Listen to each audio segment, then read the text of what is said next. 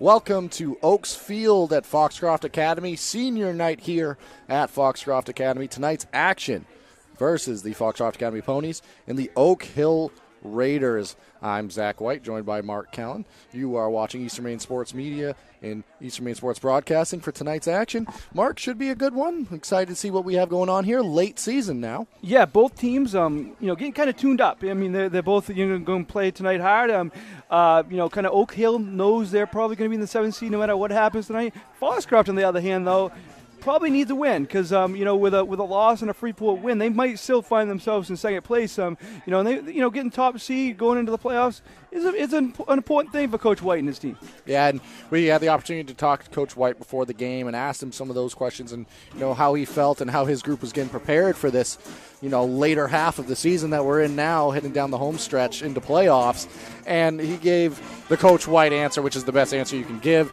They're just trying to be the best version of themselves that they can be this week on this given day, and that's what they've been trying to do all season, and it's worked for them so far. On the other side, Oak Hill, a little bit of a younger group, and like Mark said, they kind of know that they might be in that position or more than likely going to be in that 7th position there. So all the same, they want to come out here and make a statement with this younger group and see what they can do. Use this game kind of as a quoting Coach Soul here, a measuring stick. See where they are in comparison to what he called the best team in the league in Foxcroft Academy. See where they match up. See where they stack up. Yeah, and I like his outlook, his attitude, coming into this. He knows what they're going against and who they're going against. But he knows this is their measuring stick. Next week, they could be at Freeport. They could be at Winthrop. They could be back here. But he wants this as a measuring stick to see where they are against the best of the best in this league. Yeah, and Coach White on the other side talking about this Oak Hill Raiders squad. He mentioned that this is a group that's going to be aggressive. They're going to challenge you defensively. When they're on defense, they're going to make your offense have to work for it. They're going to be aggressive all game. They're going to challenge you deep, potentially throwing the ball as well. So those are the types of things that Coach White and his group, they got to be thinking about and getting prepared for in this one today. Certainly do, and we're looking forward to it. And tonight is senior night, Zach. So they're going to be honoring the 9 seniors and 2 senior cheerleaders here tonight at Foxcroft Academy. So that's something we'll bring you here shortly in our pregame show. But right now, we're just looking forward to getting this thing going. Absolutely. And before we go to a quick commercial break here, I want to thank you for joining us at Eastern Maine Sports on the Black Bear Crane pregame show. Black Bear Crane is a family-owned and operated crane and rigging service provider located in Herman, covering the state of Maine with cranes from 27 to 240 tons. From roof trusses, HVAC units, steel and precast erection to modular home and communications equipment. Call 977-BEAR today. And with that, we'll return in a moment for what should be the senior ceremony part of tonight's action. Busy with places to go, things to do, people to see. Let Maine Highlands Federal Credit Union make managing your money easy with mobile services, bill pay, Apple Pay, mobile deposit, and more. We're as close as your phone. Now serving all of Piscataquis, Penobscot, and Somerset counties. Maine Highlands Federal Credit Union. Personal service, shared value. MHFCU.com. Sluggers Baseball and Softball Training offers a variety of classes and leagues to expose you to a wider view of the game. Sluggers leads the way in baseball and softball training with industry-leading technology such as Hit Tracks that combines a traditional batting cage experience with modern analytics, all from the virtual diamond of your favorite ballpark. Check out Sluggers today on Facebook, schedule online, or call 207-951-2250 to start your journey with the best training staff around. Excellence starts at Sluggers. Go and stop by Kimball Insurance for all your insurance needs. Whether it be auto, home, farm, business, life, or health insurance, we have you covered. Our agents are ready to serve you and help you with your needs. Visit us at Kimball Insurance at 91 Main Street in Sangerville, Maine, online at KimballInsuranceAgency.com, or visit us on Facebook to see what we can do for you. Kimball's, your insurance is our business.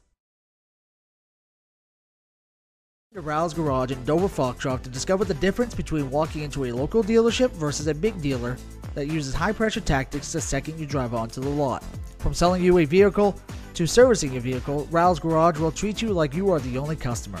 While you're there, check out their state-of-the-art automatic car wash. Riles Garage, call them at 207-564-3434 or visit them at 191 East Main Street in Dover, Foxcroft, Maine.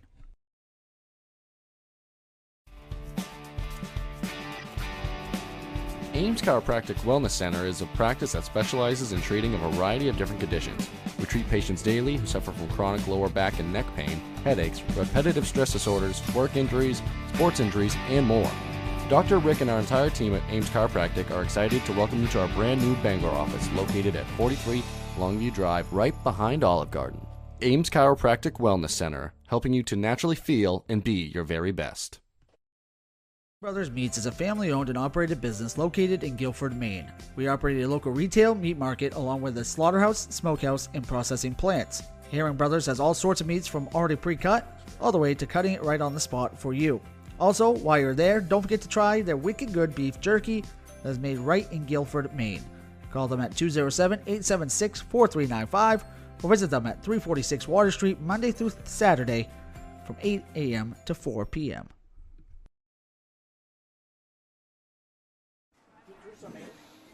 Welcome back here to Oaks Field. It's senior night here at Foxcroft Academy. We thank you for joining us for the Maine Highlands Federal Credit Union pre-game show.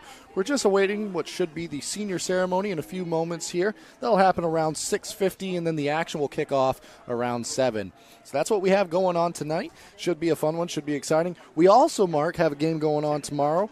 Dexter versus Orono, some 8-man action happening at Dexter Regional High School tomorrow. Yeah, that should be a lot of fun. It was the first time they met, 38-34. Dexter pulled off a win at UMaine early in the year. Should be a similar game. I mean, both teams have a great playmaker. You know, Bryce Connor on the Dexter side makes a lot of things happen with his arm and with his legs. And on the other side, Will Francis, last week against Bucksport, 7 touchdowns. Tough to stop, and Dexter will have their hands full with him. But both coaches will have their teams ready.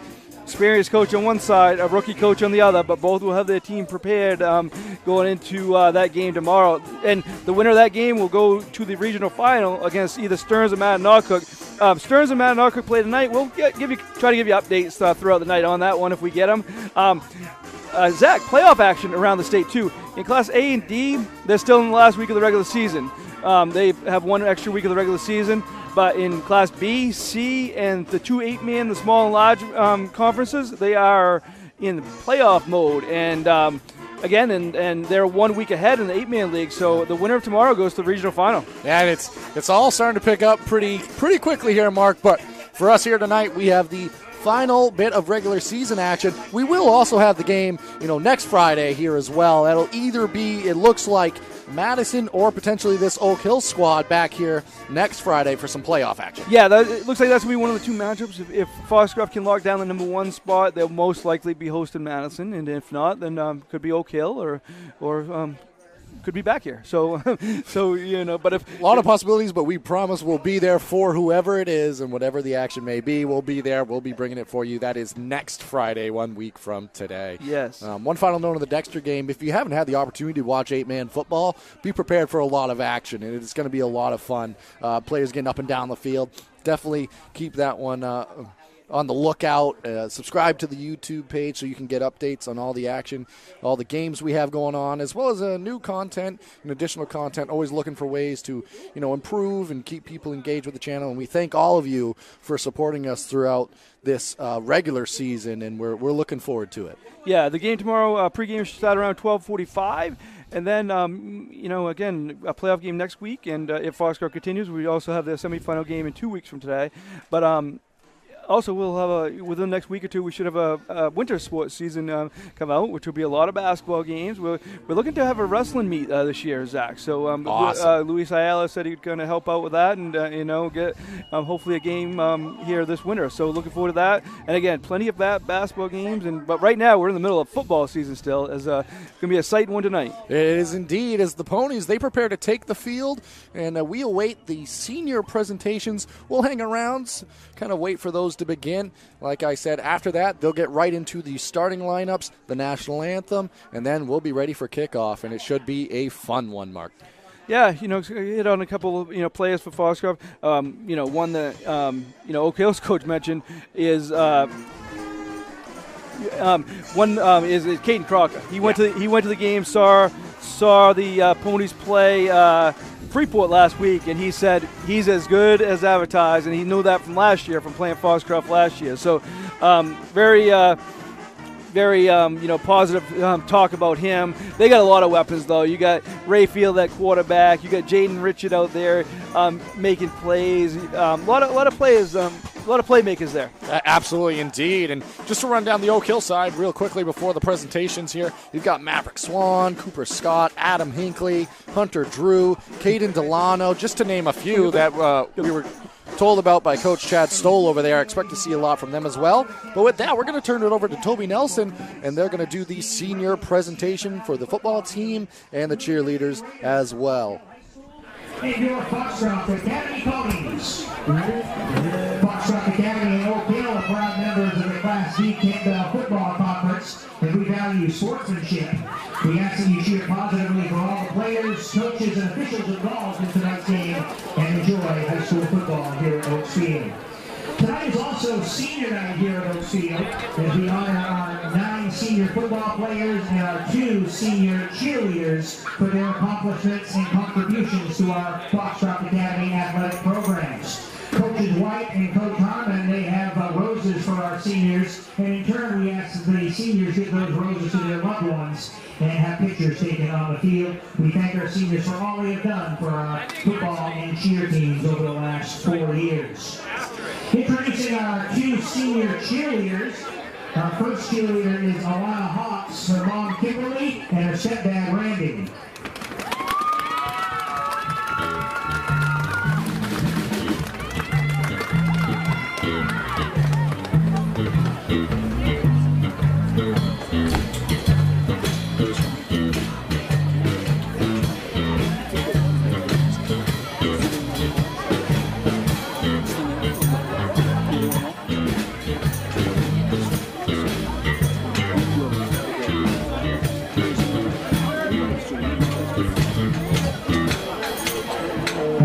Senior cheerleader Ava Benson and her parents Jim and Becky.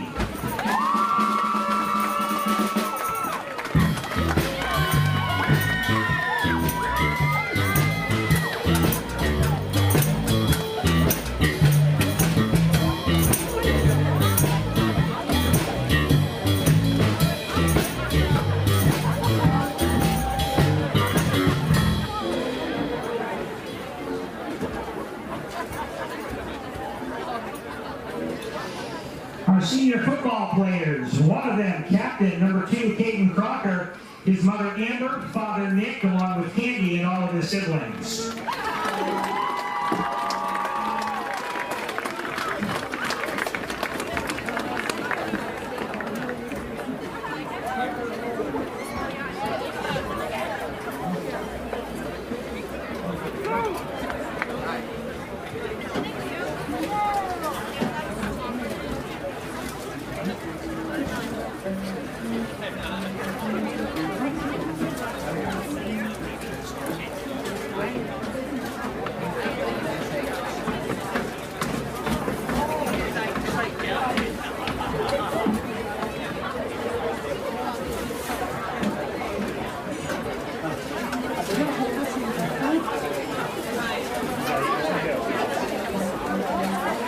Senior is Min Tron and his dorm parents John and Nancy C. along with Evan.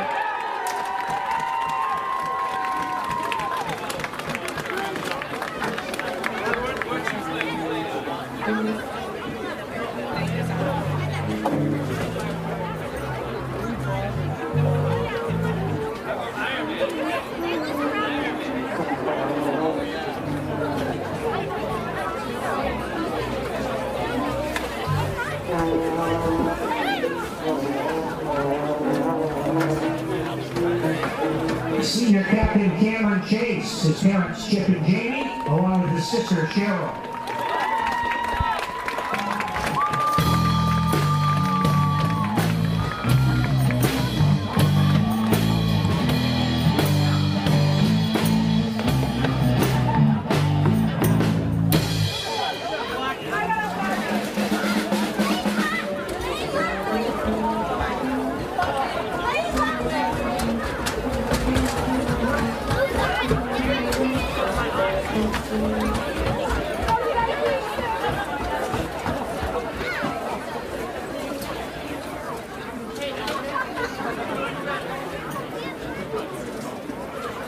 Senior Colton Perry, his parents Tim and Wendy, sister Natalie, and his grandparents Steve and Jeannie.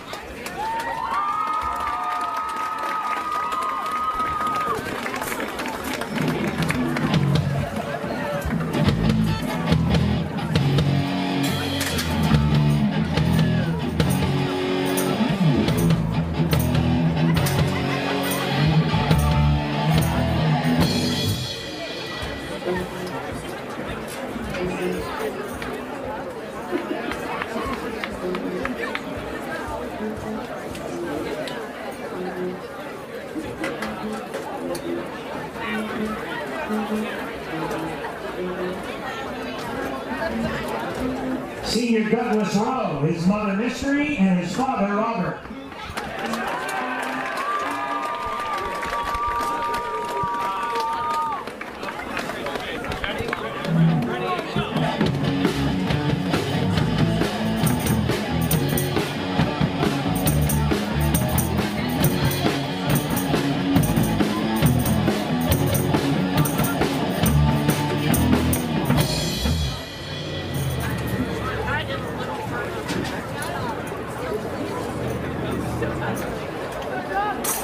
Senior Captain DJ Shield and his parents Gary and Sue.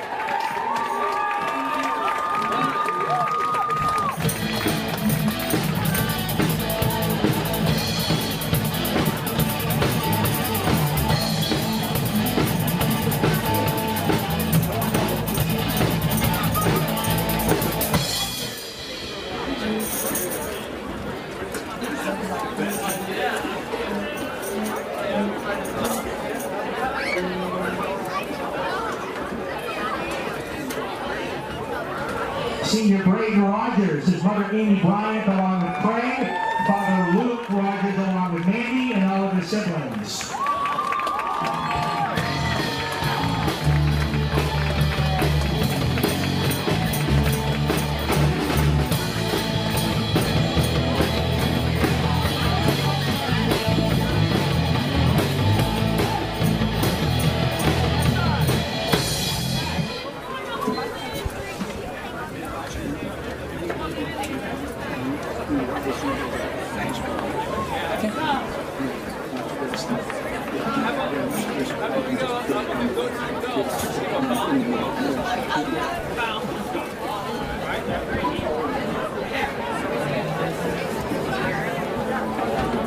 Senior Captain Garrett Chase, his mother Casey Chase, and his grandparents Jenny and Dan.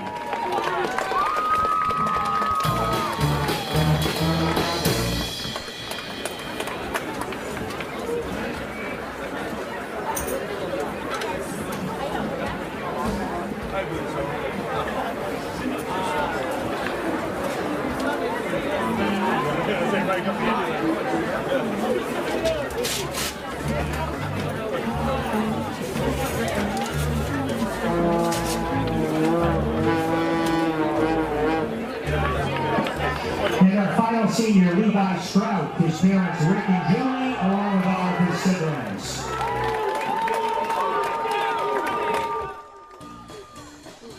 And with that was the senior presentation here. In a moment, we're going to have the starting lineups, as we prepare for this one and what should be tonight's fun and exciting action. Yeah, on the Main Highlands Federal Credit Union pregame show, and we want to thank them for being our pregame sponsor, and look, thank you to all of our sponsors. If you want to sponsor any games with us, we'll be reaching out in November to more businesses, seeing if there's any interest out there. But you can contact me, Mark at EasternMainSports at gmail.com. So, Zach. I know Coach White talked a little bit to us in the pregame about the seniors. He really thinks a lot about for them and what they've done for the program. Yeah, he spoke very highly of these seniors and talked about some of the success that they've had, and they've been a key part of the culture and success of winning. And and they've been able to experience that in large part due to the efforts that they've put in. And it says a lot to a group when you have that much confidence from your coach, and I'm sure they feel the same way about him. Yeah, no doubt. I mean, they were a huge part of a state championship last year, and again this year they're looking to lock down a number 1 seed, looking to make another deep run into the playoffs, and see where it takes them. And another thing, as the starting lineups are going on, as Foxcroft is introducing their side, Oak Hill came out as a team. Another thing is this senior group was part of, in both seasons, the longest winning streak in the state of Maine. Obviously, that came to an end with their previous loss to Lisbon earlier on this season, but Winthrop, rather. Sorry, I apologize for that. However, though, for a while there was. Oh, I was right. It was Lisbon.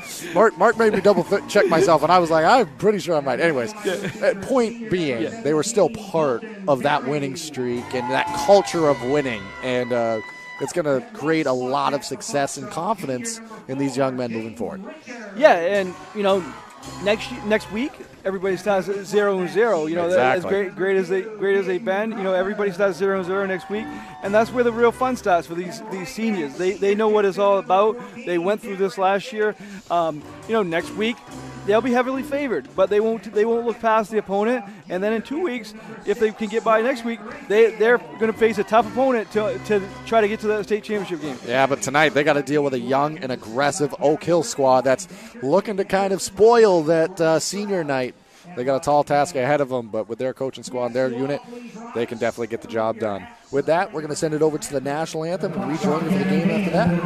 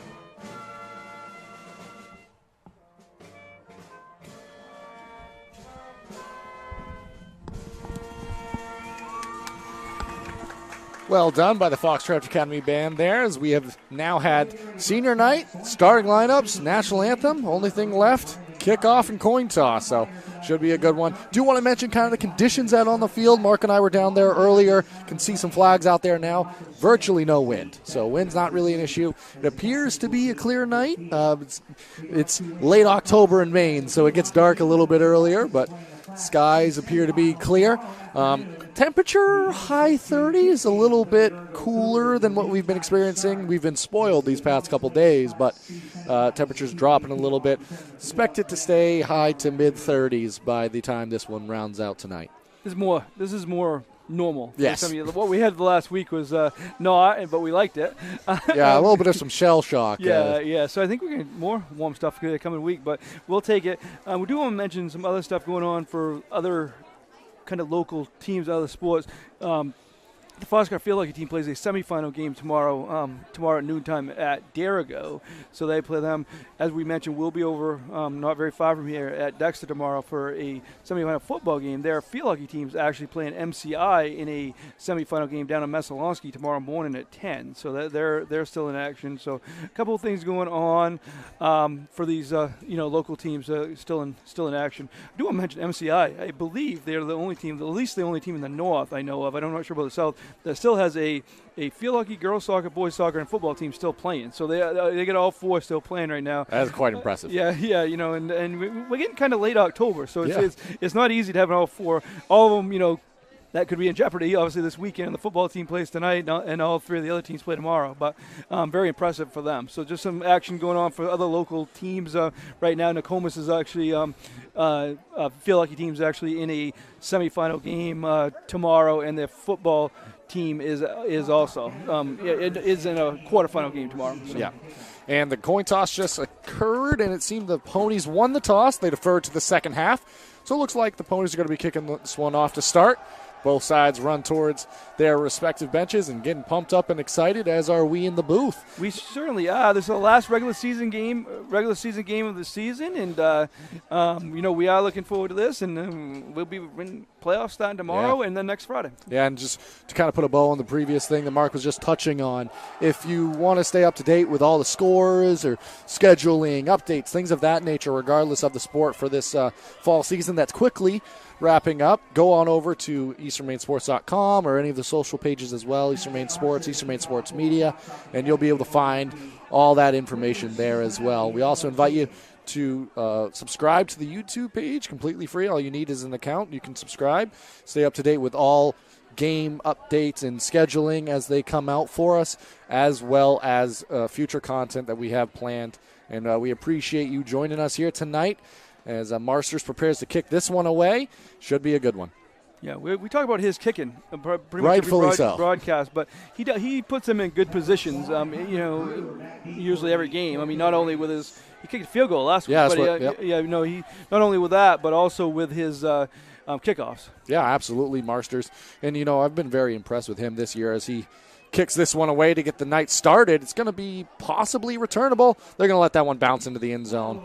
So that's going to end up as a touchback. I've been impressed with Marsters for a lot of reasons this season. One of them is he seems to be very tough. I've noticed a couple times where we've had games here, he's had to kind of battle through injuries, and you always see him back out there at least kicking the football. Yeah. So that's a sign of an athlete that wants to be on the field and excited to be out there with his team. And yeah, he helps them on special teams, offense, defense. He's definitely a key contributor. So Oak Hill's got the ball here, first drive of the game. Is indeed quarterback Cooper Scott in there.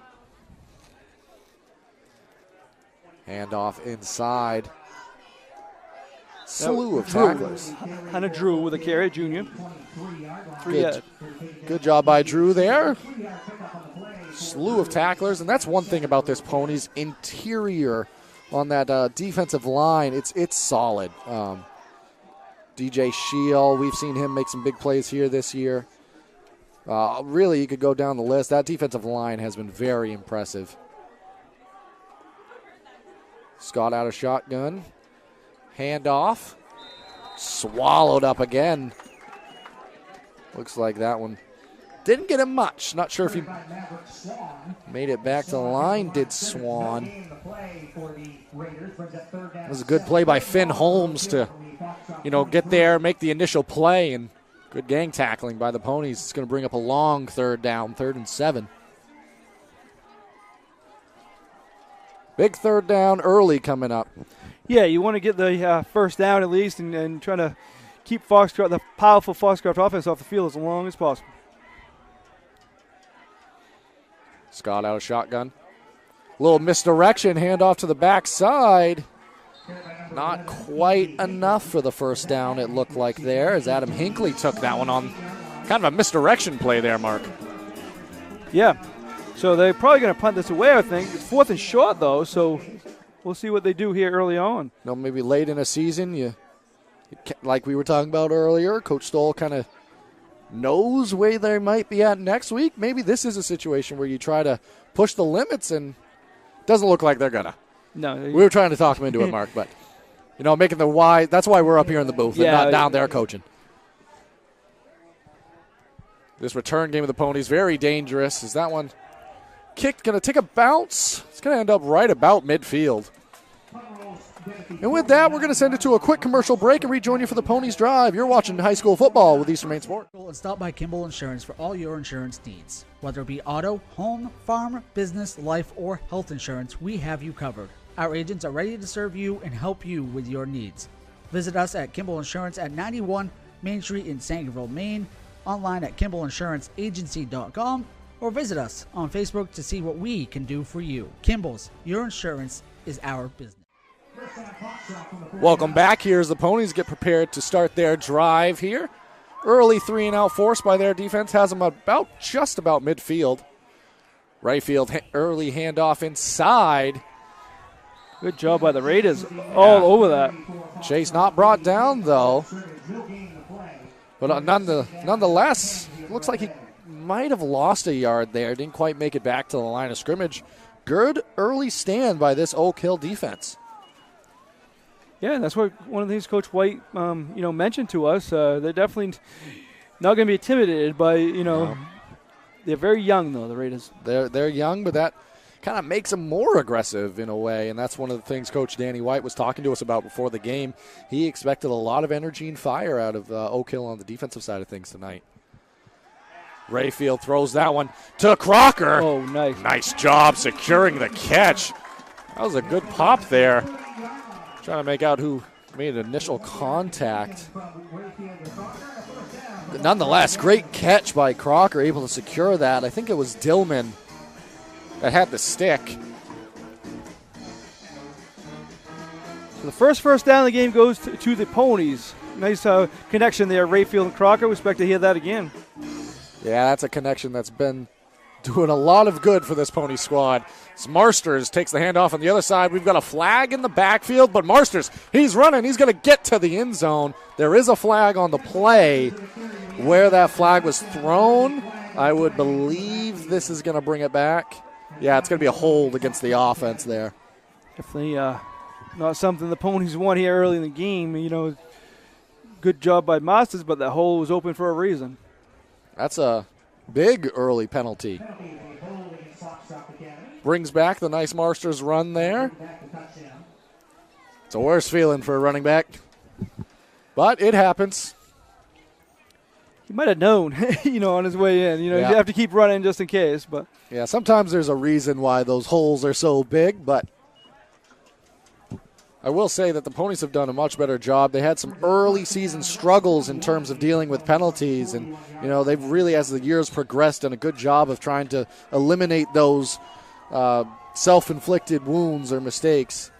But early flag tonight sets them back. Crocker comes in motion. Rayfield, he's going to keep it. Runs right up the gut there. Well done by Rayfield. Just get some of that yardage back from the previous penalty there. Yeah, you got a good 7 yards there. So almost 3 yards from the original line of scrimmage. Yep. Couldn't quite make out who brought him down there. Believe it was Maverick Swan there. Usually wears number 2, but Coach Stoll thankfully told us before the game started tonight that when they wear the road whites, switches to number 19. Say he's kind of incognito maybe out there a little bit. Yeah, right. They're like, we scouted for 2. Yeah, well, now you got 19 to deal with. A little bit of a more tight formation. Pitch inside. Nice job by Chase, I believe. Oh, no, that's not Chase. Good run all the same. Richard. That's Richard on that one. Chase had an earlier run that was stuffed, but good job by Jaden Richard. 29-yard run there for Richard. So big run for him. So the other big play in this drive was, Rayfield to Crocker. Now Richard had a 29-yard gain that puts him at the 3. Well done there. Now that I have a little bit of a more tight formation, they're going to spread him back out here. Foxcroft so dangerous in these situations. Crocker, he comes across formation. He's going to keep it. Runs into the end zone. Touchdown, Ponies. Caden Crocker. 5-play drive, and it ends with Crocker in the end zone. And Crocker kind of got him going on that drive as well. Had that nice play, nice catch. Able to secure it. Gets rewarded by running that one 3 yards into the end zone there. Big factor last week in a big win over Freeport. Big factor here early in this one. And that's a guy that Coach Stoll knew they'd be hearing from tonight. Marsters, he's going to kick that one through the uprights. We're going to send it to a quick commercial break and rejoin you as Foxcroft leads this one 7-0. You're watching Maine High School football with Eastern Maine Sports. To Rouse Garage in Dover Foxcroft to discover the difference between walking into a local dealership versus a big dealer that uses high-pressure tactics the second you drive onto the lot. From selling you a vehicle to servicing your vehicle, Rouse Garage will treat you like you are the only customer. While you're there, check out their state-of-the-art automatic car wash. Rouse Garage, call them at 207-564-3434 or visit them at 191 East Main Street in Dover Foxcroft, Maine. Welcome back to Oaks Field here. Senior night for the Ponies. They lead early in this one, 7-0. As Marsters, his kick was good on the extra point attempt. He's going to be turning around, kicking this one away.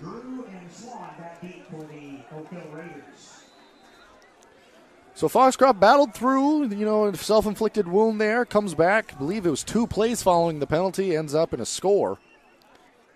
Yep, 29-yard run for Richard was the key play in that drive, as was a pass from Ray Field to Crocker. As this one gets fielded up. Well done there by Drew. And this is going to be decent field position when you consider Marsters typically kicks that ball out the back of the end zone. So I think sometimes he tries to kick it not in the end zone to try to even get him worse field position, but it didn't work out that time. It almost worked out on the initial kickoff attempt there. It still had enough on it to bounce into the end zone. Nonetheless, this one, the Raiders, they're going to start out their own 24, 3 and out on their previous possession there. Going to see what they can do. This might be a 12-man on the field situation. That was very close to 12-man on the field as the kicking tee was left at midfield and one of the Ponies had to run and retrieve it. Don't typically see that be the reason for 12 men on the field, but nonetheless, Oak Hill, early handoff inside, gets them about a yard or 2 there.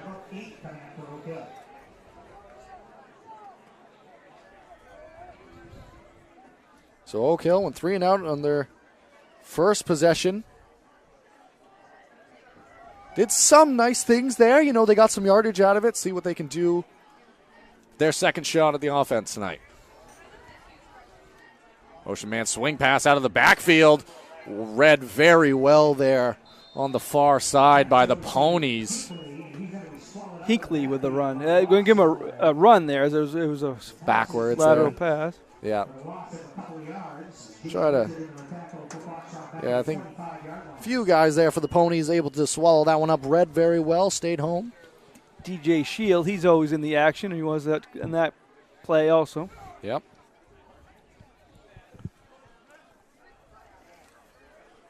Brings up a long 3rd down. Yeah, they're looking to get their first down of the game. Yep. Coming up on 6 minutes left here, first quarter. If I was a betting man, I'd predict we're going to get a pass here. Passing situation, passing down. That one swung out to the Oak Hill sideline, and good battle. He's going to pick up the first down. Well done there. Hinkley able to get that one out of the backfield. It's either Hinkley or Drew there. Couldn't quite make out who it was on that far side. I love these Oak Hill jerseys, but be a little bit difficult to see with the white jerseys. We're making out the best we can, but we very clean jerseys. I'll say that. But it's very important there to get a first down, keep this rolling, and nice pass play there. Absolutely was. As motion man comes across at Swan. That's a fine gain on first down. Going to pick him up 3 or 4 yards, 5 yards. 5 yards there. Well done. Nice crowd, as always, on this side as Foxcroft comes out and supports their football team, that's for sure. That they do. Senior night here as well. We know we've mentioned that a few times, but good to see the crowd coming out supporting their seniors, both the cheerleaders and the football players out there right now. Motion man Swan coming across. Misdirection. Nice handoff on the interior. Swallowed up inside. I believe it was Garrett Chase. Well done staying home there. Makes it a 3rd and manageable, though. Yeah, and that pass play, maybe we'll see something similar to that again. Maybe on the other side. It worked the first time. Yep. You know, it all doesn't have to happen at once, and that's kind of the drive we're seeing here. We know the Ponies like to pick up their yards in chunks, but this is kind of a more methodical, get a couple yards here and there type of drive. Swan again, the motion man, handoff. He's going to battle for it. Swallowed up again by a gang of tacklers on the far side. Might have got a yard on the play. It's going to bring up a very, very short fourth down here, fourth and 2. Around midfield, so we'll see. I mean, this could be a situation, but I could definitely understand kicking this one away for Coach Stoll. You know, this Ponies offense is very prolific, and if you give them the ball at midfield, it doesn't take them very long. But they've been able to get the yards every time they hear every 2 they 3 yards. have indeed, and their offense is going to stay out on the field. Motion man, Swan. Oh. A little bit of a jump there. I think that's going to be against the defense. Encroachment there, neutral zone infraction. That's going to be enough for the first down. Yes, it is. And, I mean, these are mistakes that you don't want to see happening heading into playoff time here. Yeah, absolutely. And I mentioned a little bit ago how early this season, I believe their Foxcroft's first game of the year, they had about 10 penalties. But as the year has gone on, they've done a good job kind of eliminating those self-inflicted wounds. But 2 penalties tonight so far, and that one costly, allowing Oak Hill to keep the chains moving. Yeah, second first down. Swan, the motion man. Again, the handoff inside. He's going to dance. Picks up a chunk of yards there. 8 or 9 yards on that one. Speaking of penalties, last week, Zach, this is very rare. Foxcroft, Freeport, no penalties either team. Wow. And, they were out of there now in 40 minutes. That's very impressive. Also impressive is this drive. And another thing about it is it's kind of the strategy that we saw Lisbon impose on the Ponies is if you control the time of possession in a game, have a few things go your way, you can come out with a win. And right now, Oak Hill, they are losing 7-0 early in this one, but they've been doing a great job this drive of controlling the tempo. Swing pass thrown out. That's See if dangerous. that was a backwards pass, but they called it incomplete. Yeah, they're going to say he was going forward, but it was also dangerous because number 52 in there, DJ Scheel, he almost got to that one. Great read by him.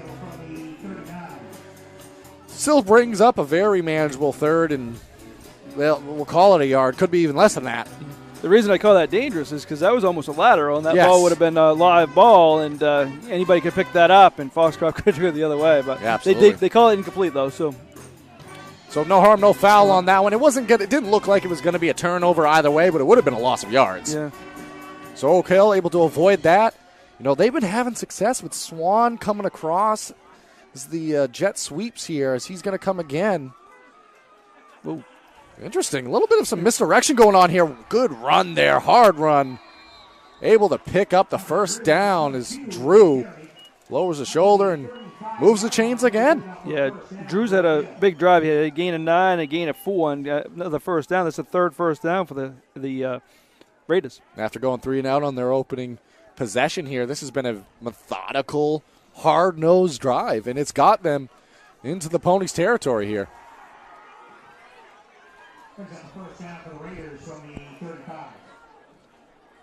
Coming out again in the spread formation. Swan, motion man. Swing pass again. This time the Ponies there for it. Ball came loose at the end, I think. Oh, they're actually going to call that one incomplete again. These are dangerous, Mark. I mean, they're having success in the run game, but a few times tonight we've seen, this swing pass not exactly. I don't know. He had a much better view than me, but I thought that was a lateral. It was close. It was close at the least. One thing I didn't mention about the field earlier is we have had a lot of rain, so I wouldn't be surprised if that field in parts is still a little bit damp and wet from all that rain we've had. So maybe that's impacting some of these guys, but overall conditions are nice as Drew is going to take that one up the gut again. Another hard run. It's going to bring up, I got quite a few more yards on that one than I originally thought from my angle. I just saw that gang of tacklers from the Ponies, but brings up a 3rd and 6, 3rd and 7. Devin Henderson was in on that tackle. And Drew's already has 6 carries in this game for 26 yards, so he's been kind of the workhorse here early for the Raiders. That he has, and you got to assume in this type of position, you've got 2 plays, you maybe run this one, and maybe one more before the quarter ends. We'll see how it plays out now, but the bare minimum, you run one here. They got a false stop. Yeah. No, actually, it's going to be a timeout taken by the Raiders. We're going to take it with them. We're going to take a quick commercial break and rejoin you. This is Maine High School football. You're watching it with Eastern Maine Sports. Sluggers baseball and softball training offers a variety of classes and leagues to expose you to a wider view of the game. Sluggers leads the way in baseball and softball training with industry-leading technology such as HitTrax that combines a traditional batting cage experience with modern analytics, all from the virtual diamond of your favorite ballpark. Check out Sluggers today on Facebook, schedule online, or call 207-951-2250 to start your journey with the best training staff around. Excellence starts at Sluggers. Welcome back here to Oaks Field as Coach Chad Stoll still talking it over with the Raiders. It's a big third down here. I can kind of understand it might be a little bit of an early timeout in the half, but I can understand that this is a big 3rd and 7 situation. You might be running 2 plays here before the end of the quarter. You might not. Either way, you got to assume this is 4-down territory. Yeah, he might have just called 2 plays, just in case, see what they do. Definitely a possibility. As Scott's going to come out and shotgun again. Swan, the motion man, they're going to hand off to him. He's going to pick up some yards. Close to the first down. Battling. Couple yards short. Yeah. That makes it a much more manageable. It makes this decision even easier that you're definitely going for this one here. And opens up the playbook quite a bit. Yeah. I mentioned Swan, Hinckley, and Drew have really done a good job here. Power and... Oh, they gave them the first down mark. Whoa. They gave him the first down on that. From our angle, it looked like originally it might have been a little bit shorter, at least a measurement. But, they gave it to him, so that keeps the chains moving. Well, yeah. Well, that makes the decision even easier over there for Coach Stoll. Yeah, one more play, and then go to the first quarter with the ball in good field position. Well, he's hoping this one play ends in the end zone, probably. Swan, motion man. Handoff inside to Drew. Well done. I believe that was, again, Henderson. He's made a couple of big tackles. With all likelihood, that's probably going to be the final play of this opening quarter. And the Raiders, I don't have an official time of possession, but they really did a very good job controlling. I think they had it from about 7 minutes. 7:21. Yeah, 7:21 down, and that is going to be the end of the first quarter. 7-0, Ponies lead. Oak Hill driving. We'll rejoin you after this. Ames Chiropractic Wellness Center is a practice that specializes in treating a variety of different conditions. We treat patients daily who suffer from chronic lower back and neck pain, headaches, repetitive stress disorders, work injuries, sports injuries, and more. Dr. Rick and our entire team at Ames Chiropractic are excited to welcome you to our brand new Bangor office located at 43 Longview Drive, right behind Olive Garden. Ames Chiropractic Wellness Center, helping you to naturally feel and be your very best. Welcome back here to Oaks Field as we prepare for the start of the second quarter. It's Oak Hill's ball. They're driving. They had the ball for the final 7 minutes and 21 seconds of that first quarter of action. After going 3 and out on their opening drive, they've rattled off Mark, I believe it's an 11-play, 7-minute plus drive at this point. 7:21. They had the ball the last 7. And kind of, this is what Lisbon did. We talked about it. Lisbon, very talented, but they control the time of possession. Yes, they did. And, and that's how they beat them. It's not easy to beat these guys no matter what you do, but that's kind of the only way you're going to do it is keep that offense off the field. Yeah, and if I'm Coach Stoll, I'm ecstatic with the way my offense executed down the latter half of that first quarter. Able to keep the chains moving. A couple costly penalties for the Ponies. One giving up a first down on what was a 4th down play. And that's got us where we are here. It is 2nd and 10. See what the Raiders draw up here to start the second. Passing situation. Scott, that one batted down. Yeah, this is going to bring up a long 3rd down here. Scott's 1 for 4, so they've done most of the damage on the ground. And now, as you said, 3rd. But again, probably 2 plays here. So maybe run this one and see what you get, see where you're at, and it's a 4-down territory for the Raiders. Yeah, it's been a heavy dose of Maverick Swan and Hunter Drew running the ball so far for the Raiders. But This is a little bit more of a difficult situation. 3rd and 10. The field's a lot more compressed here as well. Drew has 7 carries so far in the. See what they draw up here. No motion man passing down. Looked like a little, almost like a screen pass there out near the Oak Hill sideline. Looks like a loss of a yard or 2. It's going to bring up a long 4th down. It's a little bit of an interesting change in pace there. Going out of the shotgun, not having that motion man in the backfield, kind of going more of your traditional passing downs and situations. That brings up a 4th and 12. This is definitely what you'd assume to be a passing down here. Yeah. See if they try to do something earlier like they did where they're going on maybe a 2 or a hard count here and try to get the Ponies to jump, maybe a more manageable 4th down situation. But either way, Scott has it. Pass thrown, a lot of contact. Heavy collision there. So turnover and downs, it looks like here. Heavy collision there. We have an injured player down on the field. We're going to take a commercial break and rejoin you. Brothers Meats is a family-owned and operated business located in Guilford, Maine. We operate a local retail meat market along with a slaughterhouse, smokehouse, and processing plants. Herring Brothers has all sorts of meats from already pre-cut all the way to cutting it right on the spot for you. Also, while you're there, don't forget to try their wicked good beef jerky that is made right in Guilford, Maine. Call them at 207-876-4395 or visit them at 346 Water Street Monday through Saturday from 8 a.m. to 4 p.m. Rouse Garage in Dover Foxcroft to discover the difference between walking into a local dealership versus a big dealer that uses high-pressure tactics the second you drive onto the lot. From selling you a vehicle to servicing your vehicle, Rouse Garage will treat you like you are the only customer. While you're there, check out their state-of-the-art automatic car wash. Rouse Garage, call them at 207-564-3434 or visit them at 191 East Main Street in Dover Foxcroft, Maine.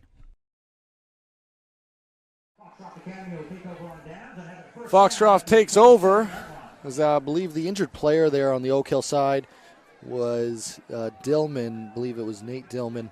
Able to walk off the field under his own power. Was able to get back up rather quickly, so those are all things we like to see. All the same, back to the football side of things. What was a very solid drive for Wildcats, kind of stalled by the pass game and resulted in a turnover. And you know, the Ponies, they got to be pretty happy about that after what was a very long drive. Yeah, it was a 14-play, 8-minute, 16-second drive that didn't end any points, though. Did indeed. His inside handoff to Cameron Chase.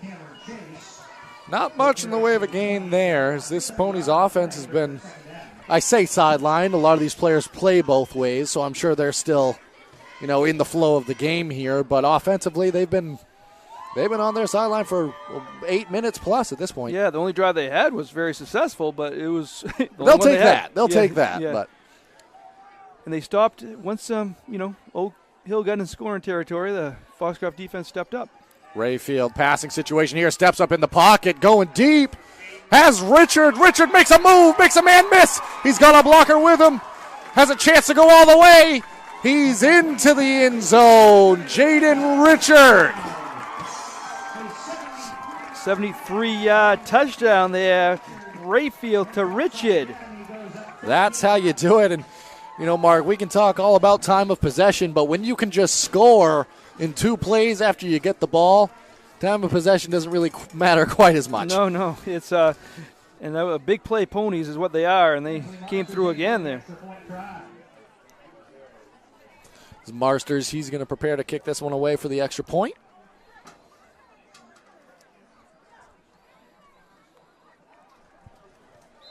Kick is up, and it is good. With that, we're going to send it to another commercial break. We'll rejoin you. 14-0 Ponies lead. This is Maine High School football with Eastern Maine Sports. And stop by Kimball Insurance for all your insurance needs. Whether it be auto, home, farm, business, life, or health insurance, we have you covered. Our agents are ready to serve you and help you with your needs. Visit us at Kimball Insurance at 91 Main Street in Sangerville, Maine, online at KimballInsuranceAgency.com, or visit us on Facebook to see what we can do for you. Kimball's, your insurance is our business.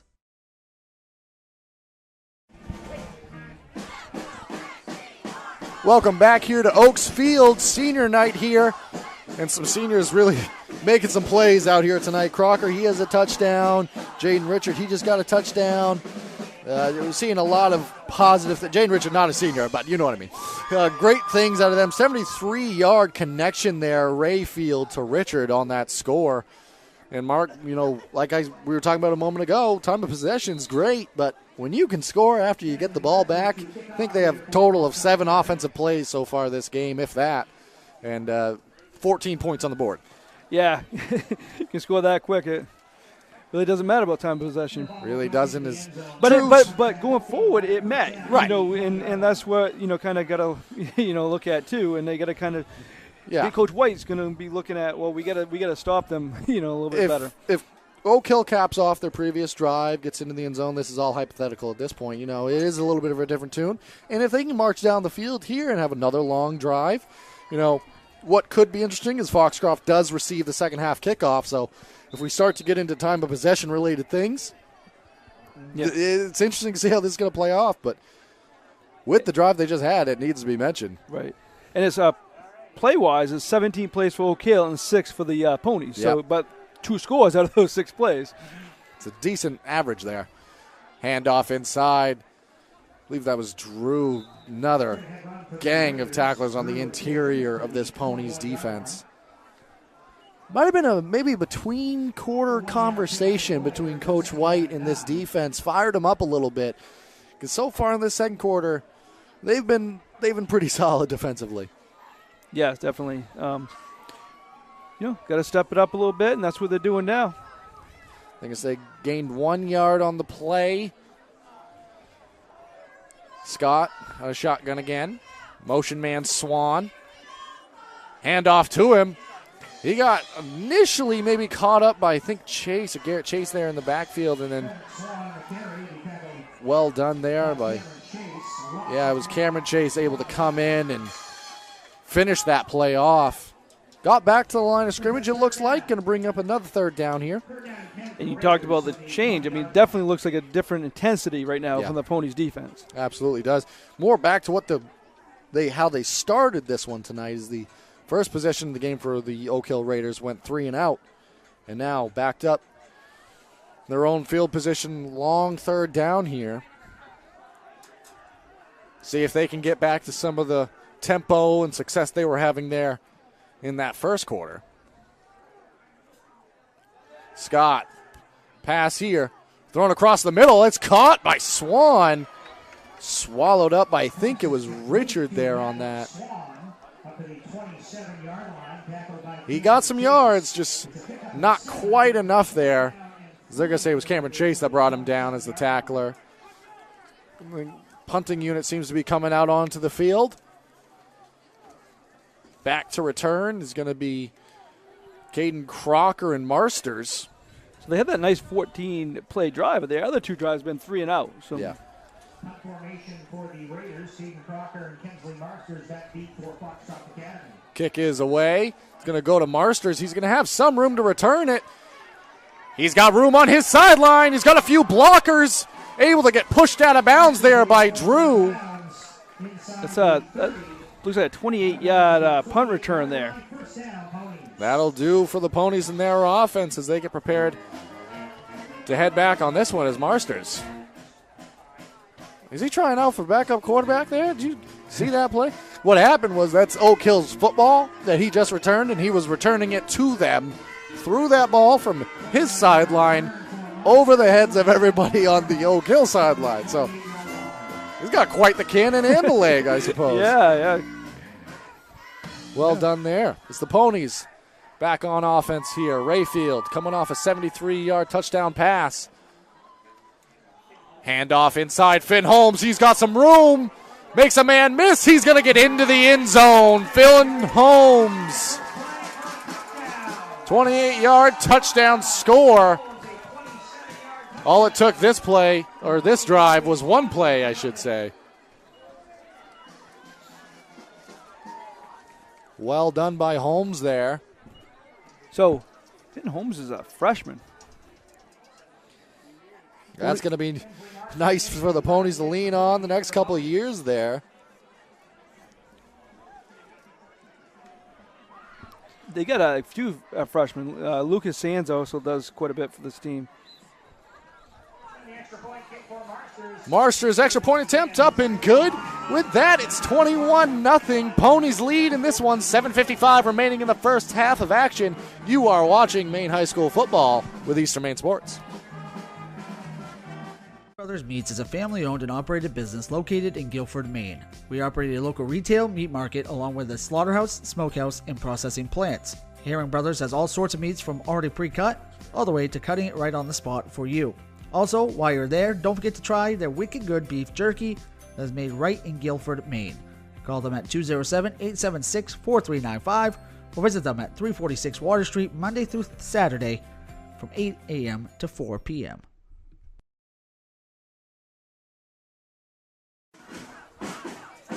Welcome back to Oaks Field here following the Finn Holmes 27-yard touchdown scamper. 21-0. Ponies up in this one. And I believe, Mark, that was offensive play 7 of the game. And 3 scores. So, quick math here. They're scoring. I was going to try to do some division there, and I was going to do some averages and how many offensive plays it takes. I can't do it. I was going to try, but it didn't work out. It didn't work. Either way, as I say. 48%. Mark, I trust you. 48.6. I trust your math there. Either way, Oak Hill, they're going to return this one. Could go out of play there, but Drew picks it up nonetheless. Return down his sideline. Looked like he brought it to about the 25. Maybe a little bit before it. So this is roughly the time in the first quarter where they went on what was a very long drive that swallowed up the remainder of that first quarter. 7:52 here. It was 7:21 in the first quarter. What do they have to do, Mark, to kind of get back to that earlier success they were having? Just, pound the ball with Drew and, just see what can happen on first and second down and try to kind of control the time of possession. I mean, as you said, they held the ball for the last 7:21 of that first quarter. So, you got 7:52 now. See what you can do. But as we mentioned, though, the Foxcroft, it looks like it's a different intensity on the defensive end. Yeah, they definitely seem to have responded well coming into this second quarter of action. As Swan, he's going to be the motion man coming across. He's going to pick up some yards here, though. And as we mentioned there, again, I keep alluding to the first quarter, but as we mentioned back then, you don't need to get 30 yards of play every play. If you can take chunks like this, looks like they picked up 3 or 4 yards, that'll do.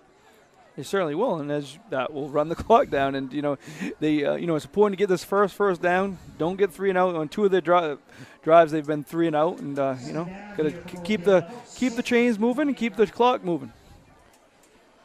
Definitely a recipe for success, as we mentioned before. Lisbon came away victorious here on this field with a very similar strategy. As inside, that handoff goes to, I believe it was Hinckley there. I ran that one. Maybe got a yard or 2 out of it. Brings up a manageable third down, maybe 3rd and 3. Maybe a long 3 on this one. Third down and about 3 from the 31 here for the Raiders.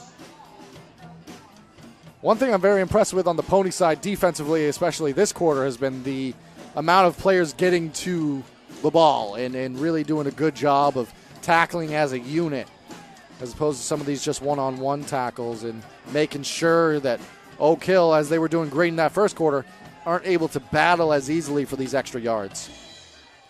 Swan, he's going to take this one out the backfield. He's got some good yards, cuts to the outside. He's got to pick up the first down there. Good run. I've been very impressed with Maverick Swan here so far in this one. Now, he hasn't had a lot of negative plays when he's come in motion and been the guy getting that football. He's got 20 yards here in the first half, and, a lot of them just like that. He's only got 6 carries. Holmes is Hunter Drew has been their main carrier, the junior. Yep. Hinckley, he's also been involved in the action tonight out of the backfield. And they've got 3 guys that have been doing really well in that regard.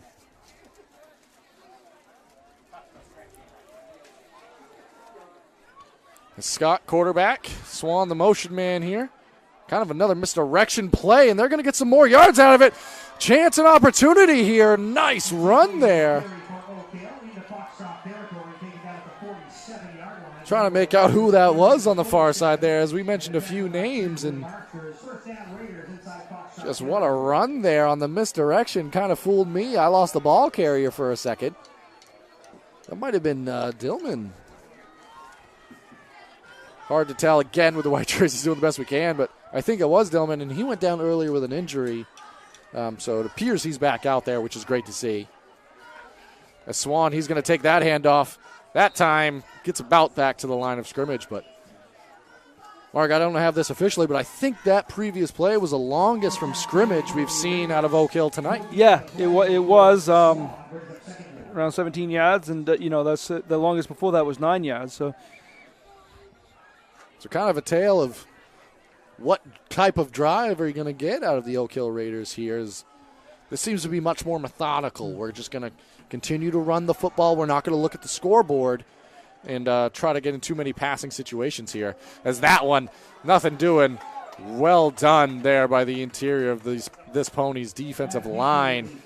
Stayed home, didn't fall for the misdirection on that one. Yeah, Hinkley on the carry and a slew of Ponies all over that. It's like they knew what was coming. Yep. Brings up a long third down here. I think at this point this could be a situation where you're looking at 4-down territory. Maybe not, but with the score being the way it is and the situations being, I wouldn't be surprised to see it, I'll say. Yeah, and you mentioned not looking at the scoreboard, and definitely not what they're doing. They're using this as emergency to see what they can do well going into the playoffs. They've run like they did that drive. They could compete. Absolutely they can. As Scott passing situation here, he's going to looked like he was going to get brought down. Good job by him, able to dump that one off. There was a receiver or running back there. That's going to bring up a 4th and 11 here. It's the first time the clock stopped in quite a while, and we went from 7:55 to 3:49. Yeah, so another 4-minute drive here. They're going to punt here. Yeah, I guess this does make complete sense. I mean, they're basically at midfield. If you can try to back up this Ponies offense, put them as far away from the end zone as you can, because they've had a ton of success finding it tonight. Maybe it may take them 2 or 3 plays getting there instead of 1 or 2, right? Yeah, but also maybe on that drive, if you pick up 5 or 6 yards there on that third down, it's a different situation. Right. Crocker dropped it for a second. Stays on his feet for a moment. Good job by the Raiders being all over that. Yeah, Crocker, and this goes back to a conversation we had with Coach Stoll earlier on tonight. They know how dangerous Caden Crocker is, and over the last 2 years, Coach Stoll was telling us he's been one of, if not the best player in the class. So they're definitely going to be following where he is tonight. Previous punt, they kicked it away from him. The issue is Marsters. He's very dangerous in his own right. Yeah, he mentioned about just the last few years they've finally been in Foxcroft's conference for regular season play. They've seen him state games way back, whatever, but now they're in their conference. So now they scout him more during the season, and they know about Crocker. And speaking of Crocker, he's going to run this one out near his sideline. Stays up, still up. I thought he stepped out of bounds there for a moment, but battling for every yard. Looks like he might be just short of a first down. I say just. From my angle, it looked like he was a little farther than where they're going to spot him here. Brings up a 2nd and very manageable. Long 2, maybe call it 3. Rayfield receives a call, coming back to the huddle here. Well, this could be an interesting situation. I mean, they've been doing such a good job of scoring almost immediately, but they do get the second half kickoff as they lead this one 21-0. Rayfield and a shotgun passing situation. That one thrown across. Jackson Smith coming near his sideline, stays on his feet, not yet brought down, still battling. Great battle there by Jackson Smith. Another weapon. Eventually got brought down by Adam Hinkley. Gain of 19 there. One thing that I don't know if it gets talked about enough with the Pony squad is their route running ability is sharp. That was a great crossing route situation, that open space for Jackson Smith on that far side due to that crossing pattern, and their route running is solid. Richard, pitch pass goes to him. He's already scored in a situation like this. We've seen that before. A little bit of a tilt-the-whirl tackle there, but eventually is brought down. We've seen Jaden Richard be dangerous in situations just like that this season.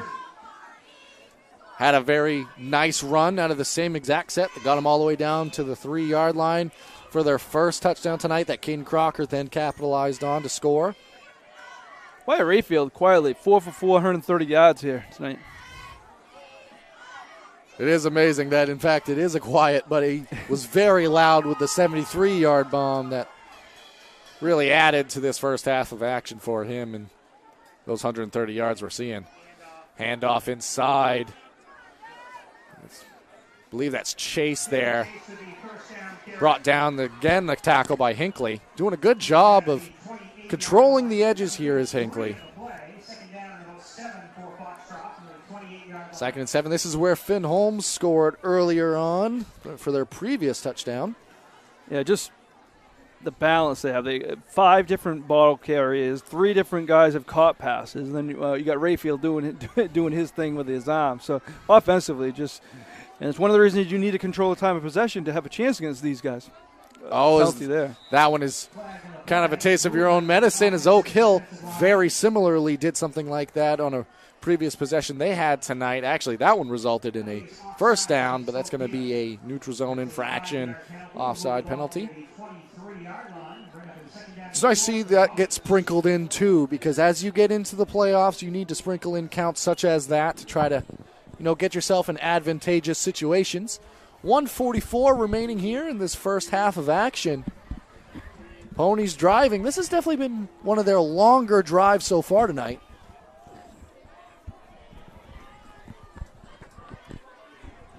Rayfield out of shotgun here. He's looking for Crocker. He might have him. Crocker, did he control it? They're going to say he did not. Crocker kind of took an awkward landing there. He's a tough kid, though. Bounces right back up. Had him for maybe a moment, maybe slightly underthrown by Rayfield there. But, he's first incompletion. Yeah, he's been great all season, but maybe on that one in particular, just needed a little bit more under it. But, he's doing just fine so far in this one. All the same, great coverage there. Yeah. There's 2 defenders there on that ball, able to understand what was the passing situation there. Crocker, he might have one-on-one coverage on our near side here, and now that's never going to happen. All the same, it's a handoff. Chase had it for a moment. Nice, well done there by the interior of this Oak Hill defense, and that's going to take it to a timeout. Coach Danny White with a 4th down situation here. We're going to keep it here. Stick around during halftime. We're going to have some potential updates and things of that nature and talk about what we have coming up as well as try to get you some stats from this first half of action. Yeah, the Black Bear Crane halftime show. We'll have you talk to Toby Nelson. While you're doing that, I'll try to gather up some scores, from around the state and playoff action. Class B, C, 8-man, small, large conference. A lot of big games going on. Semifinals, an 8-man league. Quarterfinals of Class B and C. Class A and D next week. Playoff time right here. We'll be right here for a quarterfinal game. Remember, they're a week behind Class A and D because it's a statewide league, so they only need to win 2 to get in the states in Class A and D, and a lot of big games and a big Class A game going on in Bangor tonight, Bangor and Bonnie Eagle, and got to update the Oceanside's defeating MCI early in that one in a quarterfinal Class C game. So a lot of games in the area. We'll be at Dexter tomorrow for a semifinal game. Yeah, and what should be a very exciting game. 2 sides met earlier this year at the University of Maine and had some very competitive action. Expect more of the same tomorrow. Definitely want to stay tuned for that and check out what we have going on there. So 4th down here. So let's see, Coach White called the timeout, see what play he comes up with here. Yeah, and give this Oak Hill defense some credit. They've done a very good job kind of getting to tackles and making sure that they're not giving up extra yardage here, which is easy to do against this prolific Ponies offense. Crocker, he's going to come all the way across the formation. He's going to enter into the flats, and that one's going to be incomplete as well. Just a little short there by Rayfield. That's going to bring up a turnover on downs with 1:21 remaining here in this first half of action. This is going to sound odd, Zach, because the score 21-0, but Oak Hill coaching staff has to be happy with kind of some things that have happened here. As he told us, pregame, this is a measuring stick. Yes. They got a game next week. Either way, they're going to have a playoff game. See where they're at against what he called the best team in this conference, and maybe they can go to Freeport or Winthrop and play with one of those teams. Right, and absolutely, and it brings up to the point you brought up, the measuring stick idea. And if you can also try to fix a few things that maybe you're doing schematically, defensively that wasn't working, as it appeared to do on that drive, did a good job getting a stop. Is only 1 minute 20 seconds left, but hard run up the middle by Drew gets a chunk of yards back. But back to that previous point, if you can solidify and fix a few of those issues, don't give up some of those chunks of yards, this could also be a different score we're looking at right now. Right, that big long drive, one thing just went differently. That as you said, that could be a whole different place where we're at now. Yeah, and I definitely agree with your sentiment. Although the score is 21-0, and give the Ponies a ton of credit, Oak Hill has done some things that they can look and build upon and feel good about in this one. Close to a first down there. Very close there. That's Drew again.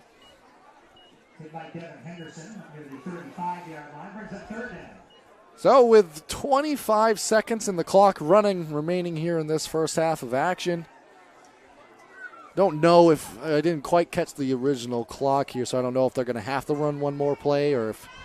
I think it was at 35. Yeah, so we'll see. They might elect to run a play here. Actually. All right, well, we're going to take a timeout with 5.5 remaining. So they want to try one more play. All right. Why not? Why not? Maybe this is a situational type of timeout mark. Try to go over something specific about maybe the time and distance. Right. Use it as a, kind of a, not a practice, but just see what you can do in this situation. And they didn't want to give Foxcroft enough time either, so they waited till he got 5 seconds. So there's one play. So, you don't want to give. One thing I don't think you want to do either is put a ball up for grabs here in this situation, though. I think you just got to go into the half. And if you can get a play, go for it. But it's also a very dangerous situation. All the same, though, I got to be impressed with Oak Hill in this half of action. They had 1 7-minute plus drive, actually probably over 8 minutes, and another 4-minute drive. And, schematically put a couple of those together. If they result in a score, very different game we're talking about. But all that said, it's still 21-0 Foxcroft. Big play ponies is what they are, and they've really come through tonight. 3 big plays, and the scores. The 28-yard play from Holmes with a touchdown, Rayfield to Ritchie with a 73-yard play, and Crocker with a 3-yard touchdown run. But that was set up by a couple of big plays also. Definitely was indeed. As Oak Hill now comes back out, what will more than likely be the last play of this first half of action. We do have a pass, though. Scott, he throws that one out. It's going to be dropped, which brings up an interesting situation. 1.7 on the clock, so we'll get one more play here. So one more play, maybe a similar thing where he cuts across the middle and see if they can get a big chunk of yardage. Yeah, because in this situation, you're probably not going to see the ball back offensively for the Ponies here. There's only 1.7 on the clock, so really not worried about the loss of downs anymore. So really main thing is take care of the football.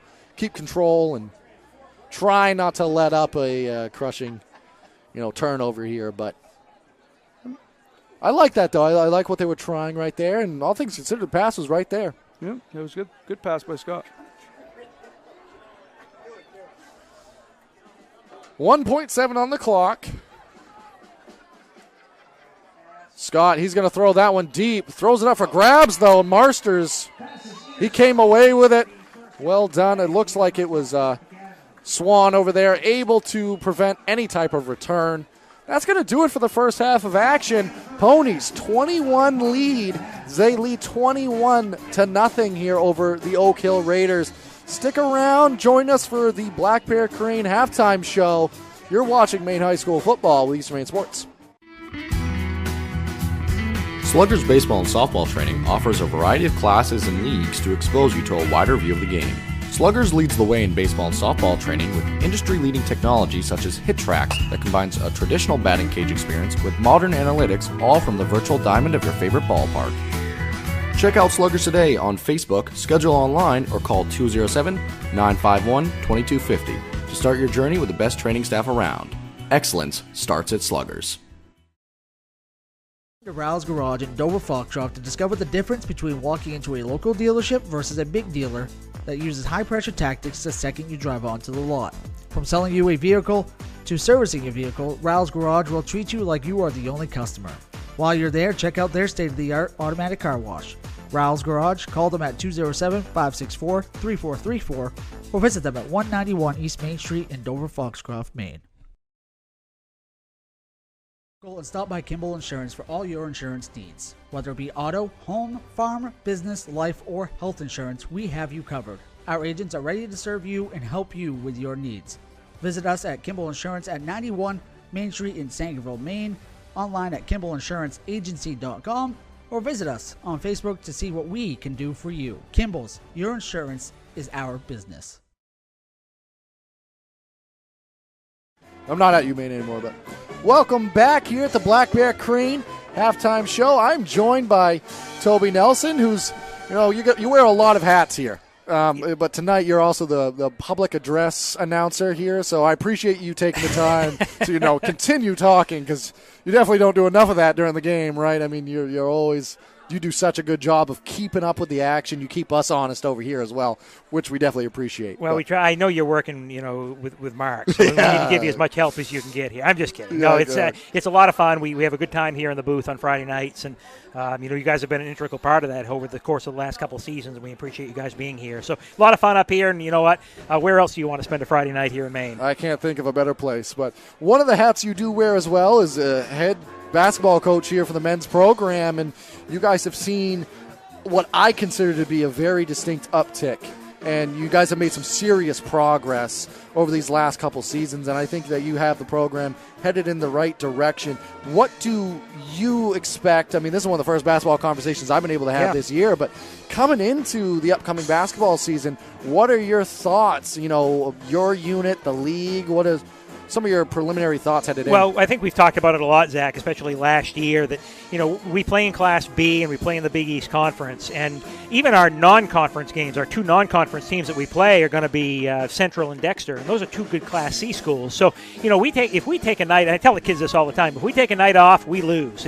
You can't have a bad night and expect to win in the conference and the teams that we play, which is great, which means that, there are a ton of heel points on the line every time you play. But as far as, our team this year, we've got a lot of kids coming back from last year's club. Many of them you see out on the football field here tonight, as I'm pretty football heavy as far as on my basketball team, which you expect for a smaller school.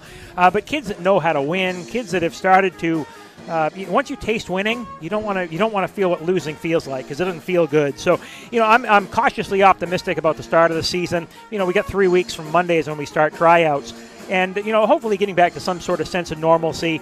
Last year, we still were in masks, but outside of that, it was a fairly normal season. This year really is almost completely normal. Right. So, we've got a strong schedule. We open up December 10th up at Holton. We're on the road a lot early on. We open up at Holton, go to Central, and we don't even have our first home game till mid-December. So I think it's December 17th is our first home game. But that just means we have more home games down the stretch. So optimistic would be the word I guess I'd use about the team this year. Yeah, and interesting to have kind of your season start on the road. Might harden you a little bit and get you used to those types of situations. But one thing you mentioned that I do want to pick your brain about is when you have athletes, and it's never a bad thing to have athletes playing, and especially with the smaller schools and areas, you need that at all your schools. Have you noticed a benefit in having your athletes go from what's usually a very competitive football season and all that conditioning heading into a basketball season, or is it a little bit difficult to sometimes get their minds trained around, okay, now we're in basketball mode? Is there a switch, or what does that process really look like? Yeah, there's some positives and negatives, I guess. Last year they won the state championship, so you had the real positive of them coming off a high of winning, and that carried over to us. We had some good senior leaders last year that were on that team and understood what it took to win. But conditioning for football is a lot different than conditioning for basketball, right? And especially down the stretch, you're working on more for football. You're not doing a lot of conditioning because you're just playing. You're getting ready for your plays and getting set for other games. So it took a little bit of time for us to get our game legs underneath us. Then you throw in COVID last year, which didn't help us at the beginning of the season. Right. But then it didn't help other teams later on either. So, I think I would rather have our teams be successful in the fall, even if it means, like this year, if we're fortunate enough to get to another state championship game, we're going to play a state championship game on a Saturday and start our basketball season on a Monday. So they literally have one day off in between to change gears. But I'd rather have them come in emotionally off a high than, say, coming in off a loss or off a disappointing season, because then you're trying to pump them up all preseason long. So it's a balancing act, yes, but that's definitely not a bad problem to have. No, not a bad problem. Like I say, we have kids that have learned how to win. They're willing to do what it takes to win, and I really am optimistic about what we're going to see this year. Yeah. And shifting gears here a little bit, from the booth, I know you might not be able to see it with us right now, but there's a brand new, beautiful field hockey indoor-style facility here at Foxcroft Academy, and I don't know if you want to kind of walk through what that process was like, because I remember when we were just originally talking about that being a thing. I might have been talking about it with the athletic director, Jack Turlot, as well, about that process, and here it is, and it's a beautiful facility. We've had the pleasure of calling a game there. Yep. If you ever are in the area or want to go to a game, I definitely highly recommend it. What has that been like for both the school, the athletes, but the community as a whole? It's really kind of a game changer for the community because, it's a project. It is a Foxcroft Academy building, but we're very much here to share this with the community. Community as far as just our Dover Foxcroft area, but schools outside of it as well. We've had some other high schools that have come in and used it because it's got field turf on the inside. So especially when we get into tournament situations like we're in right now, we've had some field hockey teams that have asked if they could come use it so they can get used to playing on turf, right? It's been a game changer for us because we haven't had to cancel any practices this fall. If it's raining outside, well, we'll go inside. We have the opportunity to have our gym classes or our phys ed classes participate up there. We have community walking in the morning, so a lot of people you'll see walking around town. It's a good way to keep exercise, right? But in the winter, it's not so great to walk outside on the sidewalk. So we have a walking track around it, a weight room inside, a training room that you can work out in. So we're very proud of the facility. It's a true community effort. We did have a lead gift from the Lieber Foundation to get us going, but $5.5 million was raised by people. And it was raised by alumni and friends and faculty and staff and former graduates and former community members that just wanted to see the centerpiece building here. So really, when you drive up Route 15, if you're driving through tonight or you go through tomorrow, you see our campus, which I would dare say is one of the best looking campuses in the state. And then you see our building. You go up the road a little further, you have a field house. You go up a little further, you have an ice arena. So we've got a pretty nice half mile here on Route 15 in Dover Foxcroft that we're really proud of. You absolutely do and have every reason to be very proud of it. You're also very good at what you do because you just perfectly segued me into talking about the ice hockey arena and, kind of what I understand it's not exactly super easy for smaller areas to field ice hockey units or teams, and we'd like to see that shift around as well because Maine is very well known for ice hockey, especially at the collegiate level.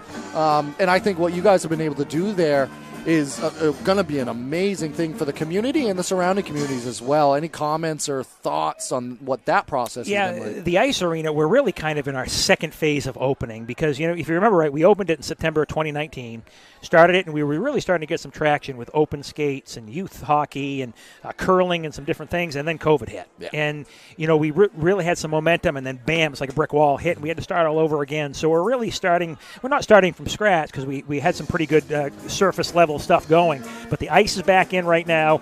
Youth hockey is going to be starting up fairly soon. We'll have some curling leagues. The directors of the facility are doing a really good job getting other activities in there. So trying to keep it busy, trying to keep it busy in the off seasons, and then of course in hockey season we expect to have a JV hockey program here at Foxcroft Academy to work our way into a varsity program at some point. But as you know, you got to take baby steps. You can't go in and say we're going to be a full-fledged varsity team. First of all, we don't have the numbers for it. And second of all, you don't want your doors blown in every night and you ruin the program, right? So you got to start at a lower level and work your way up through.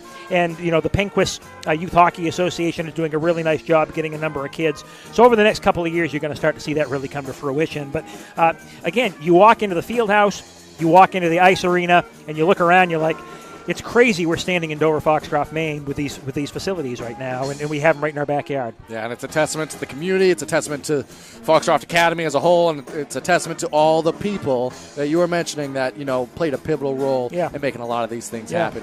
Toby, it's always a pleasure to talk to you. Absolutely. I love stealing you whenever I can. And, I'm really looking forward to basketball season and being able to, see what your unit's going to do. And it's going to be an exciting season. I really thank you for taking the time. I know no problem. You got to talk so much during the game, so I feel bad making you talk a little bit more. But no, anything for you guys, and we look forward to seeing you, obviously, for our playoff run here over the next couple of weeks.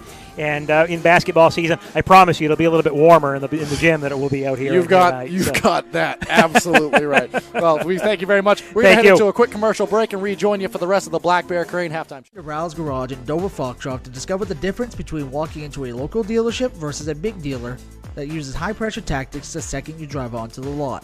From selling you a vehicle to servicing a vehicle, Rouse Garage will treat you like you are the only customer. While you're there, check out their state-of-the-art automatic car wash. Rouse Garage, call them at 207-564-3434 or visit them at 191 East Main Street in Dover Foxcroft, Maine.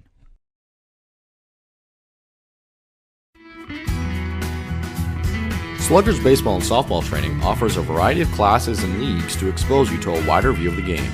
Sluggers leads the way in baseball and softball training with industry-leading technology such as HitTrax that combines a traditional batting cage experience with modern analytics, all from the virtual diamond of your favorite ballpark. Check out Sluggers today on Facebook, schedule online, or call 207-951-2250 to start your journey with the best training staff around. Excellence starts at Sluggers. And stop by Kimball Insurance for all your insurance needs. Whether it be auto, home, farm, business, life, or health insurance, we have you covered. Our agents are ready to serve you and help you with your needs. Visit us at Kimball Insurance at 91 Main Street in Sangerville, Maine, online at KimballInsuranceAgency.com, or visit us on Facebook to see what we can do for you. Kimball's, your insurance is our business.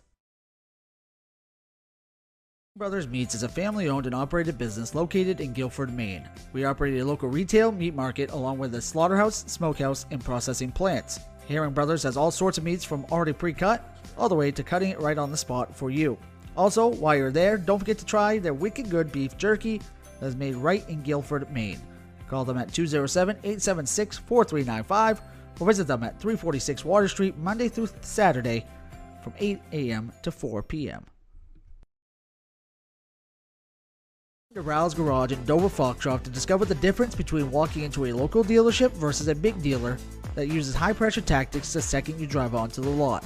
From selling you a vehicle to servicing a vehicle, Rouse Garage will treat you like you are the only customer. While you're there, check out their state-of-the-art automatic car wash. Rouse Garage, call them at 207-564-3434 or visit them at 191 East Main Street in Dover Foxcroft, Maine.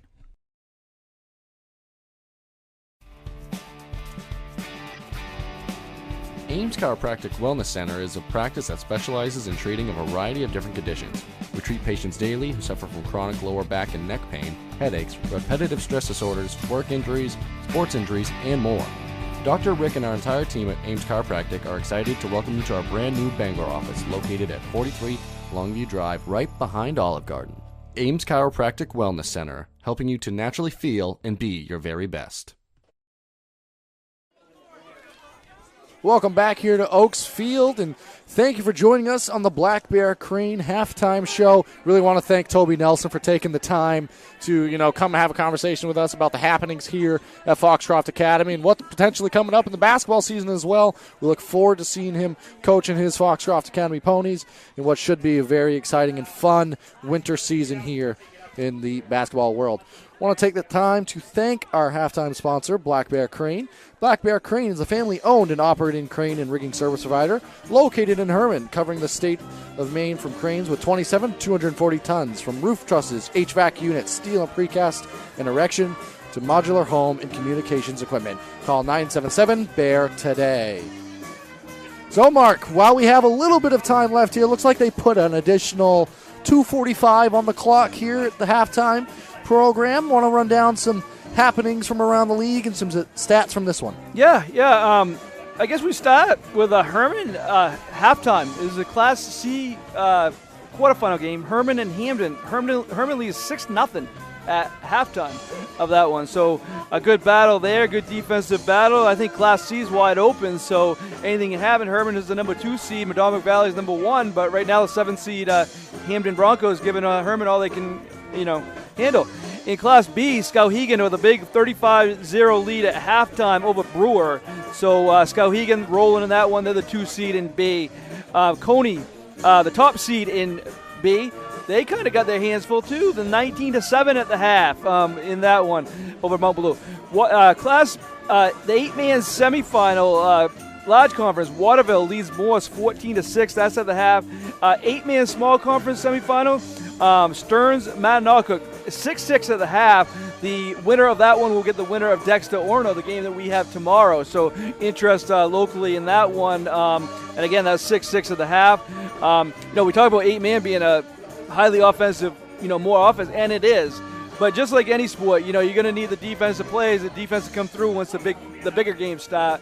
And we saw that last year. Dexter went on that big run, but a lot of that had to do with defense. They stepped up defensively. So, that is very important still at that level. We talked about stats. Wyatt Rayfield leads the way, 4 for 6, 130 yards here in the first half for the Ponies. So he's really done the job there for them. Again, 4 for 6 for 130 yards. Not a lot of big numbers because they really haven't had the ball that long. I mean, Jaden Richard has 2 catches for 91 yards. He stands out there. But Crocker has 37 yards on only 1 carry. Richard 29 yards on 1 carry. Rayfield has 7 yards. Holmes had that big 28-yard run for the Raiders. Drew has 11 carries for 39 yards here in the first half. He's the big gainer there for them. Scott is 3 for 9 passing. So there's a few stats there in the first half, and we're ready for the second half action here at Foxcroft Academy. I want to thank Flynn there. He's doing our camera work, a student at Foxcroft Academy. Right? A student at Foxcroft Academy? You're a student at Foxcroft? Yeah, student at Foxcroft Academy. There's a confirmation. He's done a great job with the camera for you tonight, and helped us out quite a bit, and appreciate that. And what do you think about the second half here? I think Oak Hill. We talked about it, Zach. They don't like what's on the scoreboard, but they have to take some positives out of that first half. Yeah, and I think at this point in the season, you're really focusing on how fine-tuned can you be. So I expect that there was a strong halftime conversation about, the small details from this Pony side. We can't sit here and say they've done anything poorly. They ultimately have 21 points and haven't allowed any. But it's fine-tuning. It's limiting those long times of possession as we see the kick away there. Marsters, he comes away with it. He has a little bit of room. He's got a lot of room now down his sideline. Nobody's going to catch him. Kemsley Marsters into the end zone. Well, talk about fine-tune. This is like a fine-tuned machine right now for the Ponies. Well, they had the ball first, but they didn't have it long. Yeah. 13 seconds in, and Masters runs one all the way. Well, if you can score that quickly, why not? So that'll do it. Not what the doctor ordered from the Oak Hill side there, but this Ponies offense, special teams, anytime they have the ball in their hands, they are so dangerous. Yeah, so Masters going to try to kick the extra point on his touchdown. I'd be interested to see how many points Masters has this year on extra points, and he can get it done himself, too, as you can clearly see. I want to be interested to see what that final toll for him would be on this season as he gets set to try to add another point to He's definitely a valuable piece on this squad. He is indeed, as that one goes up and through the uprights. We're going to keep it here as, we just came out of halftime. Might as well keep the conversation going. As Mark, a second ago, you were asking me what do I expect and what do I think both sides were going over there. And I don't think it was either side were planning a second-half kickoff score, but I think Masters was. But Masters was. Masters and Crocker, whoever was returning those, absolutely were. Yeah, he definitely was as explosive. But that's how they can be. And, again, it takes a certain game plan to play with them, but you have to run it to perfection. And Lisbon and Winthrop did that when they played against them this year. Lisbon beat them. Winthrop lost by 1. So they, Coach White told us though. Pretty much told us they played their best game last week against a tough Freeport team. And, they're trying to build off that. They did make a few mistakes in the first half that they didn't make last week. And, those will come up probably when they review the film with us. But, he'll take that and go with it going into the playoffs. But definitely a lot of positives still. Yeah, the Ponies, they're always trying to be the best version of themselves. That's something that has been echoed for every conversation we've had with Coach White. And it's such a good point. And it's kind of the only one you can make as a team is you just got to be the best version of you every day, every week. As Marsters kicks that one out the back of the end zone there. And that's all you can really ask for at the end of the day is trying to improve on those things. Oak Hill here, I'd be interested to see how they approach this half. They weren't, it seemed at least, I'll say that. I don't want to speak for them on their side of things, but it didn't seem like they were looking at the scoreboard. It seemed like they were playing their brand of football or trying to discover, that measuring stick idea. What can we do to be successful? And there were glimpses of it in that first half. Yeah, and I think they come out the same way. I don't think they can look at that scoreboard and just play their game. As Swan here, he's going to get swallowed up. Good tackle there. Hunter McSorley coming across the line there. Good job, able to get downhill. So this is always kind of one of the tougher parts of the game, too. As we mentioned earlier, it was high 30s when this one started. I assume that temperature has definitely dropped a little bit. And you go from playing all that first half action to having to sit for a little while. You got to get the engines going again here. And this is a good way to do it. Certainly is. As it didn't take Masters long to get his legs moving. No, he seemed like he was fired up and ready already. As Drew takes the interior handoff, gets a chunk of yards there. Yeah, he was their main guy in the first half, carrying it 11 times, and gets one here early in the second half. Oh, he comes up a little bit hobbled. He's kind of jogging off to his own sideline there. Yeah, I think if he's even questionable coming in, I think they probably leave him over there. Again, big game next week for the Oak Hill. Yeah, and it's kind of that point in the season now. Foxcroft, to feel a little bit secure, they need a win tonight. Oak Hill on their side, they kind of had a feeling of where they might be going next week, or at least what they'll be positioned at. So there is security in that sense, and you don't need to risk playing a guy who might be a little bit hobbled out there. No, it looks like Oak Hill going number 7. That one's picked off. See who came away with that one? That's Marsters again. Takes that one into the end zone. Pick 6 for number 5, Kemsley Marsters. Wow, scoring every way possible is Kemsley Marsters. And I think he had an interception towards the end of that first half that was kind of just thrown up. But he read Scott very well on that one, understood where that football was headed, made a great read. And Marsters, number 5, he gets 6. And he's going to try to add one more here. Yep. And this would put it on running clock if he made this one. But yeah, he's got, let's see if he gets this. So he's got 5 extra points and 2 touchdowns, so he's got 17 points himself. And with that kick, we're going to send it to a commercial break. We thank you for watching with us. It's 35 Ponies, nothing for Oak Hill. You're watching Maine High School football with Eastern Maine Sports. Sluggers baseball and softball training offers a variety of classes and leagues to expose you to a wider view of the game. Sluggers leads the way in baseball and softball training with industry-leading technology such as HitTrax that combines a traditional batting cage experience with modern analytics, all from the virtual diamond of your favorite ballpark. Check out Sluggers today on Facebook, schedule online, or call 207-951-2250 to start your journey with the best training staff around. Excellence starts at Sluggers.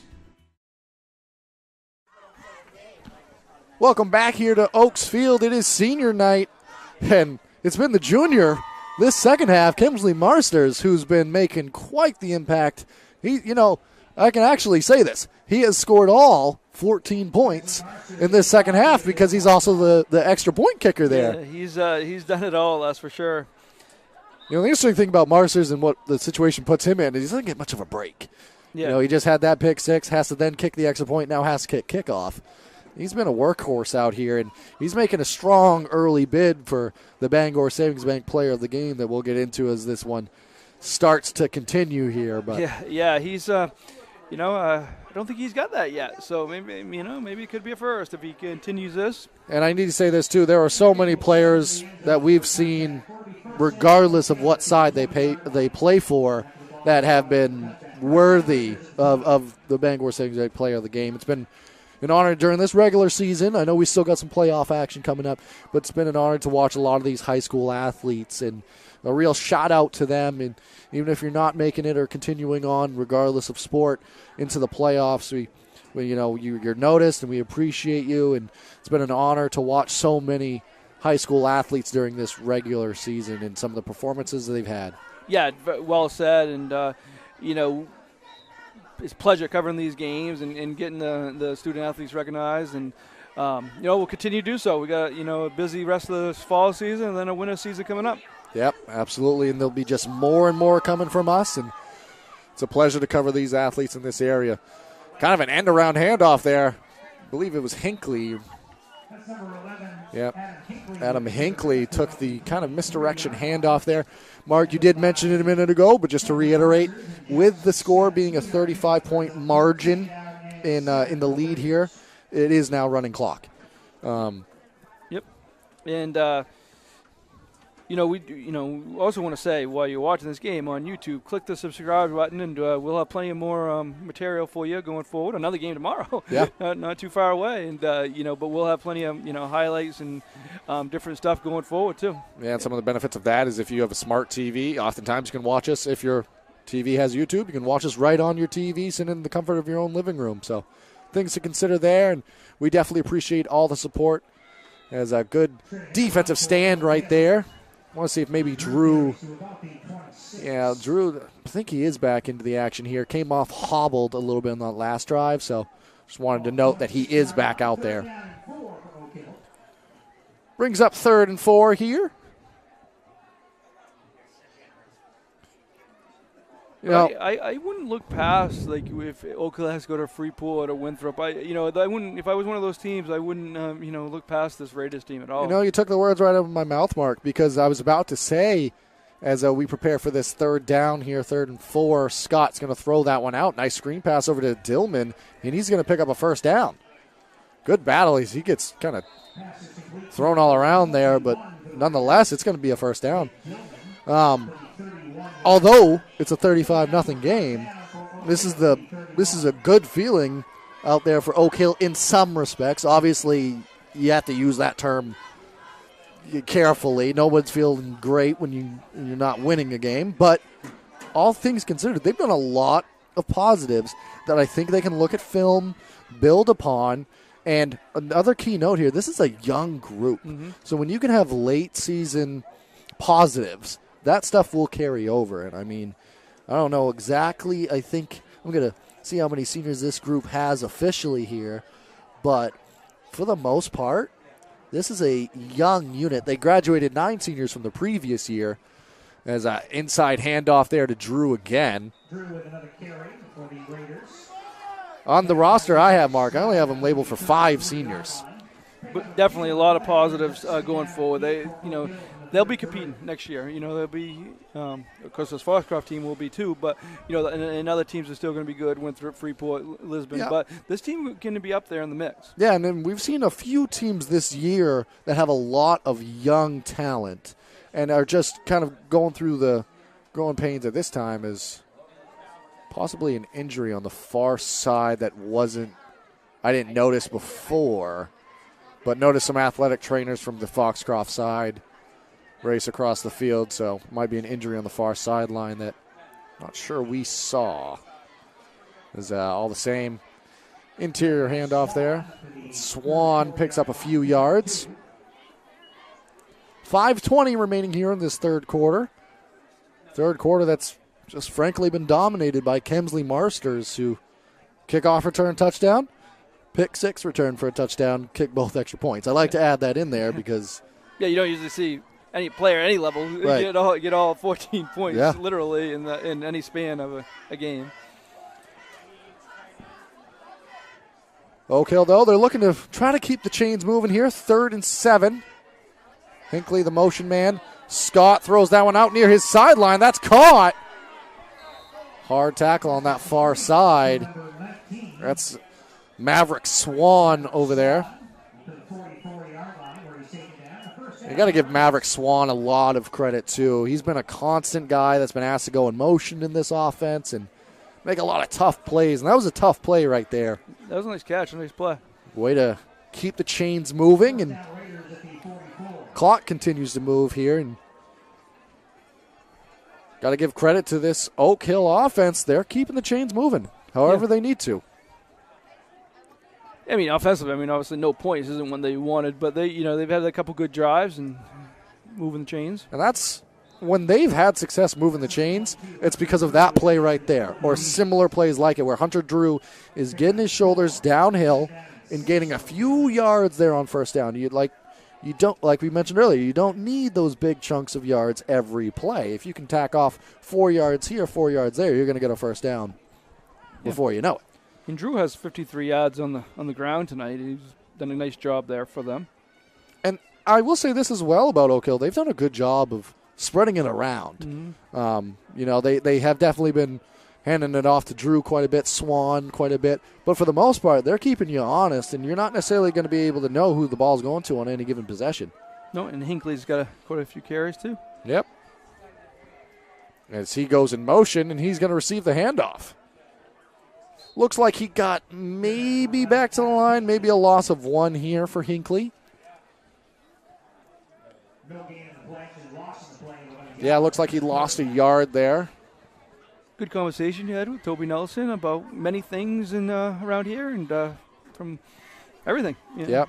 A lot of fun happenings here. And one of the things I like that he mentioned, if you were able to join us at the halftime show, and one of the things he mentioned here was the new facility, the field house here at Foxcroft Academy, indoor turf, and talked about the availability for the community as well. So I highly recommend, if you're in the area, come check it out. Is nice reverse play there. Quite a few yards gained. Nice run on that one. P.J. Smith getting involved in the action for the first time tonight. Picked up enough to get the first down there. Mentioned the field house.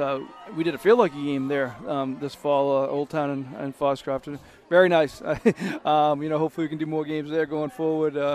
Definitely very, great facility here in Dover Foxcroft. Yep, and another thing, and if you weren't able to join us at the halftime show, I recommend after the game's over, maybe go back and listen to some of the things that we were able to discuss with, I should call him Coach Nelson, because in a few weeks here, he's going to be heading up the men's basketball program, and that kind of gets your brain going about the winter season. It's going to be a lot of fun, and it's really good for the area to see us return to as normal as I can say as we've been in a few years now. So Drew, he gets it up the gut.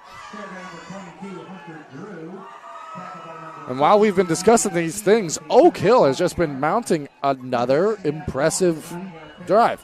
I mean, it's been a very similar sense each quarter. It's about 2 bad possessions, and then they rattle off a really nice drive. And this has been one of those drives. This is a tough Foxcroft team, and Drew's got 62 yards on 17 carries, so he's done a nice job there.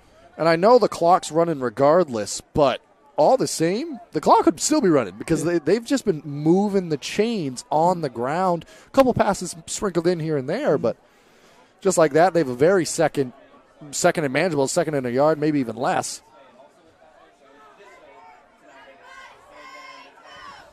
They're hoping to score, make that clock stop running. And they very well might if they keep moving the chains like this. As they hand off to Drew again. Yeah, definitely got enough for the first down there. And picks up some extra behind it. That's going to take the clock under 30 seconds remaining here in this third quarter of action.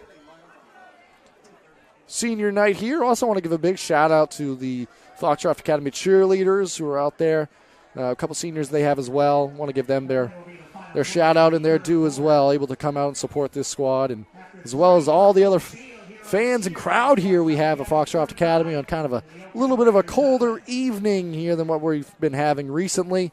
Of Crowd has shown out, and so have the Ponies. At the end of the third quarter here, they lead 35-0 over Oak Hill. You're watching Maine High School football with Eastern Maine Sports. I truly believe that if you're going to do something better, you got to start by innovating. Think about how to solve for a customer problem in a way that's quicker, different, and more customer-centric. The bank's promise has been fundamentally the same from the beginning till now, and that's ensuring that all that we do is making the lives of our employees, our customers, and the communities better. And it's their better, not what's defined as our better.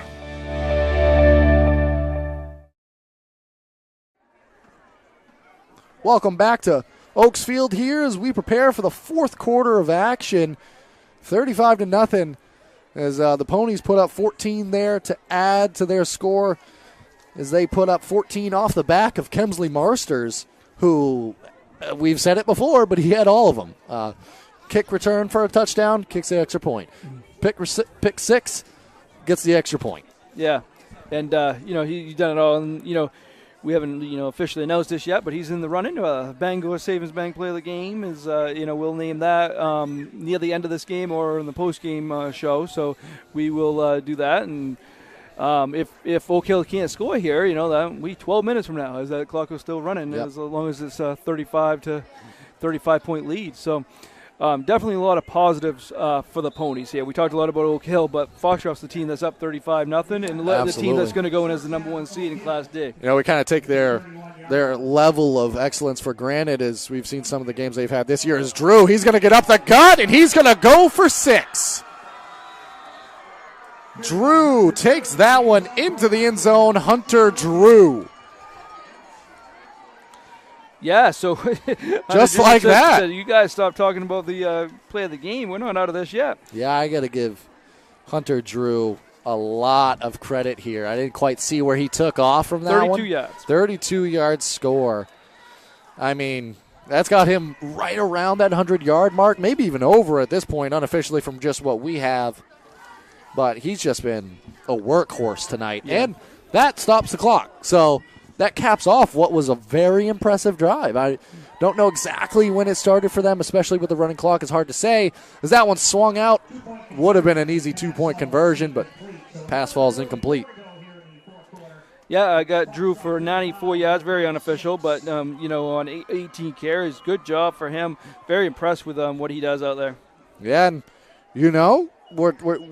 we talked with Coach Stoll before the game, the measuring stick, and, ways to improve, and well, not necessarily to improve, but to measure yourself against some of this top-level talent. And you got to feel good right now. I mean, as good as you can being 35-6. There's enough positives you can take out of this game to make this a good week of practice, get them prepared for a quarterfinal game next week. And, I wouldn't expect them, to beat a Freeport or Winthrop, but I wouldn't be totally surprised if they beat a Freeport or Winthrop either, because they have shown a lot tonight. Especially when they're playing their style of football, their brand and dominating the ball. And that's with a couple turnovers sprinkled in here and there, one of them going the way of a score. If you fix and correct some of those issues, right, you're looking at what's overall a lot of positives. But before all that happened, I was mentioning the standard that the Ponies are held to due to their consistent excellence. And it's not necessarily fair to hold them to that standard because they've come out here and handled business. They've done what they're supposed to do. Scored every way possible. Yes. On the ground, in the every air, facet. Special teams, and on defense. Yeah. And I say that knowing that they're going to come away from this game as Kane Crocker fields the kick. They've scored in this type of position in the second half, but good job by Hinckley, able to bring down Crocker. Tough to tackle him one-on-one. Very difficult to do. Hey, credit to Oak Hill. They're playing this game like it's even. They got the same, kind of emotion that they had, at the start of the game. Right. Absolutely. And see how this one progresses here. Clock's not running anymore, and maybe the Ponies want to get it back to that type of point before they start to maybe work in some of the other guys here, because they want to make sure they're going into the latter half of their season in playoffs as a fine-tuned machine. is their offense has been off the field for quite a while. Actually, this is the first time their offense has been on the field the second half. Whoa. As Rayfield gets swallowed up there. Schedule update on that. We've talked a lot about what we're doing tomorrow. We'll be back here next Friday night for a quarterfinal game, Class D quarterfinal game. It looks like they'll be hosting Madison. That's what it looks like. As long as they hold on here, it looks like Madison will be the 8 seed, so that'll be the matchup next Friday night. Yep, still could be some shifting around. Interesting to see if what happens with Freeport and some of these other teams and see how the final schedule works out. But right now, preliminarily, that's what it looks like. Either way, we're going to be here covering it, and we'll let you know way in advance of who that's going to be. Rayfield, he drops back, wide open. A lot of room to run, kicks it into third, and he's going to get 6 out of it. Jackson Smith. That was quick. And took off like a Ferrari right there. Slant pass across the middle, and Jackson Smith made a house call right there. 64-yard run. He has some speed on him, doesn't he, Zach? That he does. I mean, shot out of a cannon. You knew it was going to be a nice game there, but next thing you know, he's outrun 3 or 4 people. And I really can't discredit anybody for that. That was it's a great effort by him. As Oak Hill able to get to the ball on that one. So that's going to just leave it 41-6. With that, we're going to send it to a quick commercial break. You're watching Maine High School football with Eastern Maine Sports. Rouse Garage in Dover Foxcroft to discover the difference between walking into a local dealership versus a big dealer that uses high-pressure tactics the second you drive onto the lot. From selling you a vehicle to servicing your vehicle, Rouse Garage will treat you like you are the only customer. While you're there, check out their state-of-the-art automatic car wash. Rouse Garage, call them at 207-564-3434 or visit them at 191 East Main Street in Dover Foxcroft, Maine. Welcome back here to Oaks Field. 41-6 is where we're at right now. Ponies and Jackson Smith just, wow. Rayfield had been sacked, a couple tackles for a loss, and next thing you know, Jackson Smith takes care of the rest. And that's kind of what it's been tonight. A lot of big plays. Big plays, Ponies for been the story of this one tonight. A 73-yard pass earlier in the game tonight. That, I didn't get the 64-yard and catch and score. And listen, we talked about Masters as we should. I mean, I think probably we're not going to announce it yet because still a lot of things could happen. But he's in the running for Bangor Savings Bank Player of the Game. But Wyatt Rayfield, 5 for 7, 194 yards and 2 touchdowns. Yeah, that's not a bad day at the office. I mean, and just what they can do.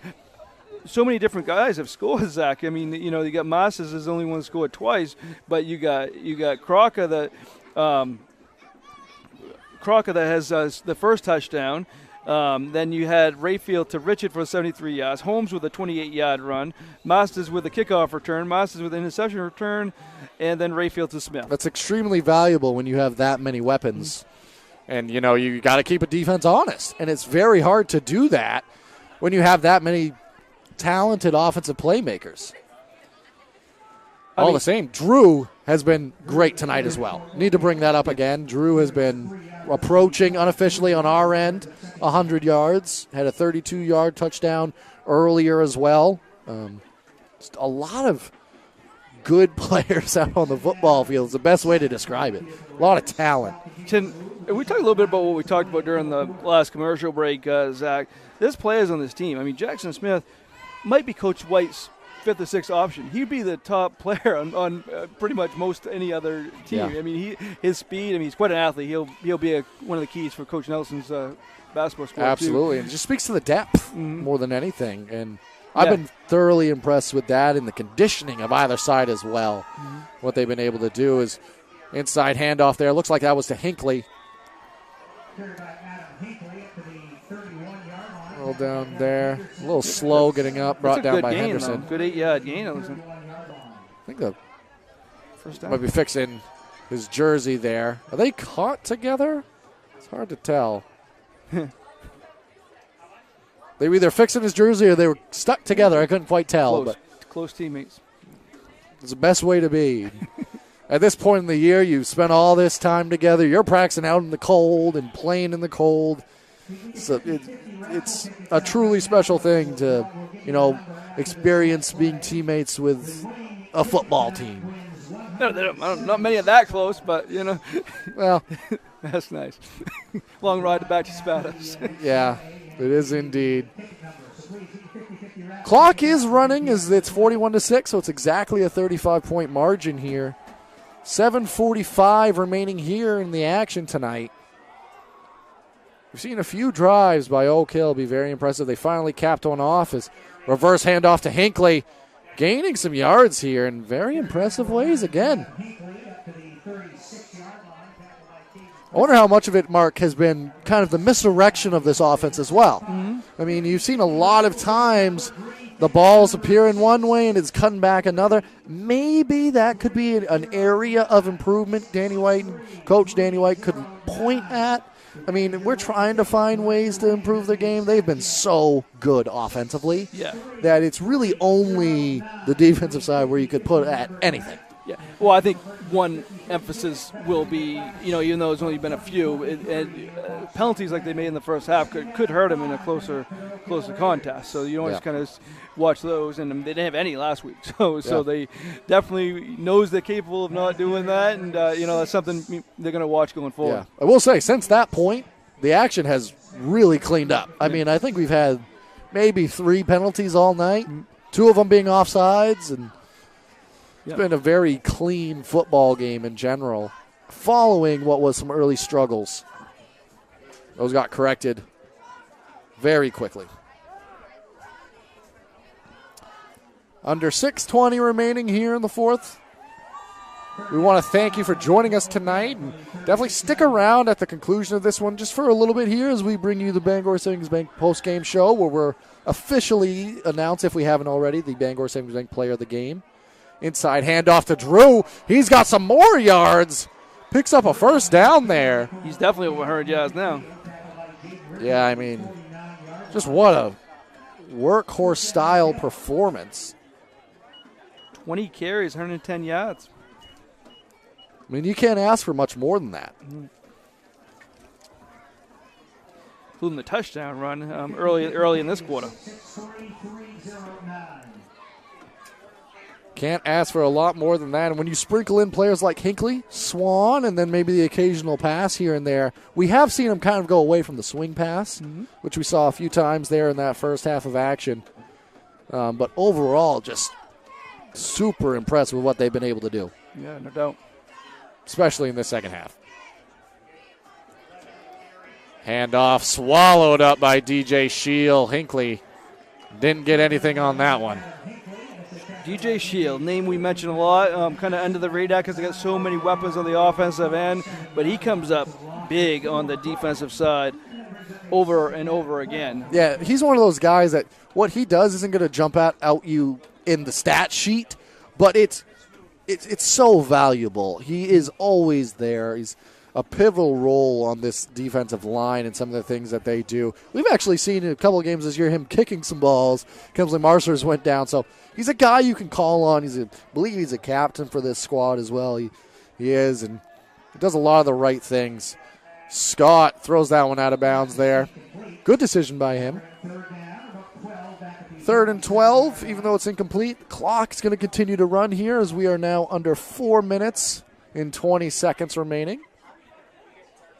Again, this is the end of our regular season coverage of this fall season. We want to thank everybody for tuning in, all the administrators. Thank you to Foxcroft Academy. We got all the home games and the top seed in Class D. It's been a pleasure covering them, and this is a great facility. We'll have their playoff games, any playoff games they play, including next Friday. So thank you to them. Thank you to all you for tuning in. We got plenty more for you, but this is our last regular season game of this fall season. It is indeed, and we've got action for you tomorrow. Small school 8-man class, 8-man I guess is the class, so to speak. Action Dexter versus Orono is a little bit of a miscommunication there. That ball might be picked off on that far side. They're going to say he did. Jackson Smith quickly making a bid for Bangor Savings Bank Player of the Game. Yeah, big fourth quarter for Jackson Smith coming up big. Is indeed. Sheesh. And that, as you said, the clock will keep running. So we're almost near the end of this as we're coming up on 3 minutes left. But, yes, as you said, and so you're broadcasting the game. I think you're going to probably be with Chris Lesnar or myself tomorrow.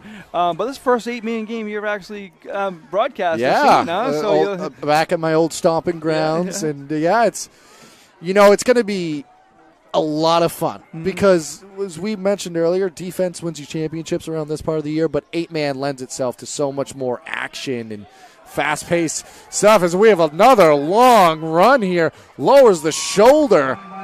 Finn Holmes, who has scored tonight as well. Jeez, yeah. I mean, we could go down the list of players who have been impressive in this one. Finn Holmes rattled off a 27-yard touchdown run earlier on tonight. And then he just got a 40-yard run right there. I mean, we mentioned how Drew for the Raiders is over 100 yards. There's a number of guys who, if they're not there, are very close on the Pony side as well. Just so much balance on that side. It's, because like Croc only has 1 carry tonight, Richard only has 1 carry, Holmes only has 2. So they haven't got a chance to rack up the yards, but they have a lot in the few. Rayfield does throw that one over to Crocker. He's gonna reach and score the end zone. Touchdown, Caden Crocker. That's a 25-yard touchdown to Rayfield to Crocker. Yeah, called his name, and he called for the end zone, and he gets there. Big play there, 25 yards. So add that to the stat sheet for Rayfield, too. That's 219 yards now, passing 3 touchdowns. As Marsters, he's going to try to come in and tack off the extra point here.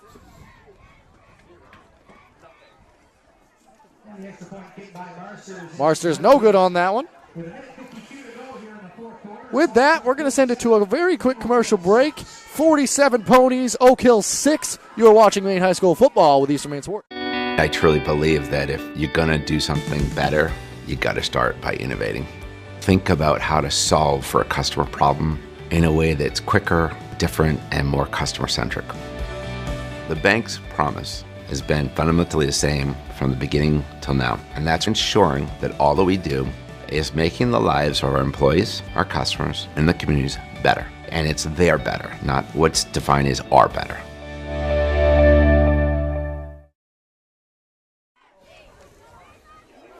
Welcome back here to Oaks Field, the Foxcroft Academy, and what's been a very successful senior night for the Ponies. They lead this one 47-6 with 1:52 remaining as they're going to cap off their season, with another win to round out the regular season here as they prepare for some playoff action. Yeah, and with that final timeout, we'll probably at the end of this, we'll do a quick recap of the game and kind of name our Bangor Savings Bank play of the game. Kind of a quick post game show. Is there's been a lot of fun. Covering this game again. 47-6. Foxcroft's done their thing. Oak Hill, they can just use this going forward. Next week they'll have another game, so see what happens. But again, Foxcroft just so many weapons, many offensive weapons, and the defense gets overlooked because the offense is so good. It does indeed, but they're just so impressive. As the final 1 minute 30 seconds are going to start to run here with the clock running, we might see one or two probably 2 plays before this one concludes, I would assume. But yeah, we want to thank you for joining us tonight as well and coming along the ride for the regular season. We're not done yet. I mean, we've got some more broadcasts coming up, and then we'll have plenty for you come winter. But, it's been a very fun regular season. I want to give a shout-out to all the athletes we've been able to cover over this regular season. It's been a true pleasure. We're going to see a lot of you during the playoffs as well. But stick around. If you're watching at home and you haven't already, please consider just subscribing to the YouTube channel. It's completely free. All you need is to have a YouTube account, and then you can subscribe, stay up to date with all the going live broadcasts that we'll have and any other additional content. couple updates. Class D score that kind of affects these guys. Lisbon leading Winthrop 20-13 in the fourth quarter in that one. Stearns and Matanoka 8-man semifinal game, 14-14 in the fourth quarter. There's a lot riding on that game as well. Yeah, because the winner goes to the regional final. Against the winner of Dexter Orono. So that's a lot on the line there, obviously. So I'm sure the Dexter and Orono folks have an eye on that one, and before their game tomorrow. Yeah, there absolutely is. And just as a reminder, we will be bringing you that action tomorrow. So yeah, when we say last game of the regular season, that doesn't mean we're not done. We're not done. We'll have plenty more as the clock's going to strike 0 here. It's going to strike midnight, 47-6, the final score here. Ponies win on senior night. Mark, we're going to keep it here, and let's just get into the Bangor Savings Bank player of the game, Kemsley Marsters. Yes, what he did to start the second half, it wasn't over. It was 21-0. He made it over quickly. Kickoff return, and then right within 2 minutes after that, the interception that he returned for a touchdown. Yeah. Boom, boom, and it was 35-0 just like that. Had an interception to end the first half as well, I do believe it was. It might have been, I believe it was Marsters. Either way, What he did in the second half put the game away. Yes, definitely. So, again, that's our Bangor Savings Bank play game. Thank you to Bangor Savings for being our post-game sponsor. And, thank you to you for listening to this broadcast and tuning in. And we'll hopefully see you very soon as we have action coming for you tomorrow. Stay on the lookout for that. Dexter versus Orono in some 8-man football action. Signing off here from Oaks Field at Foxcroft Academy. Thank you very much for watching Eastern Maine Sports. Thank you.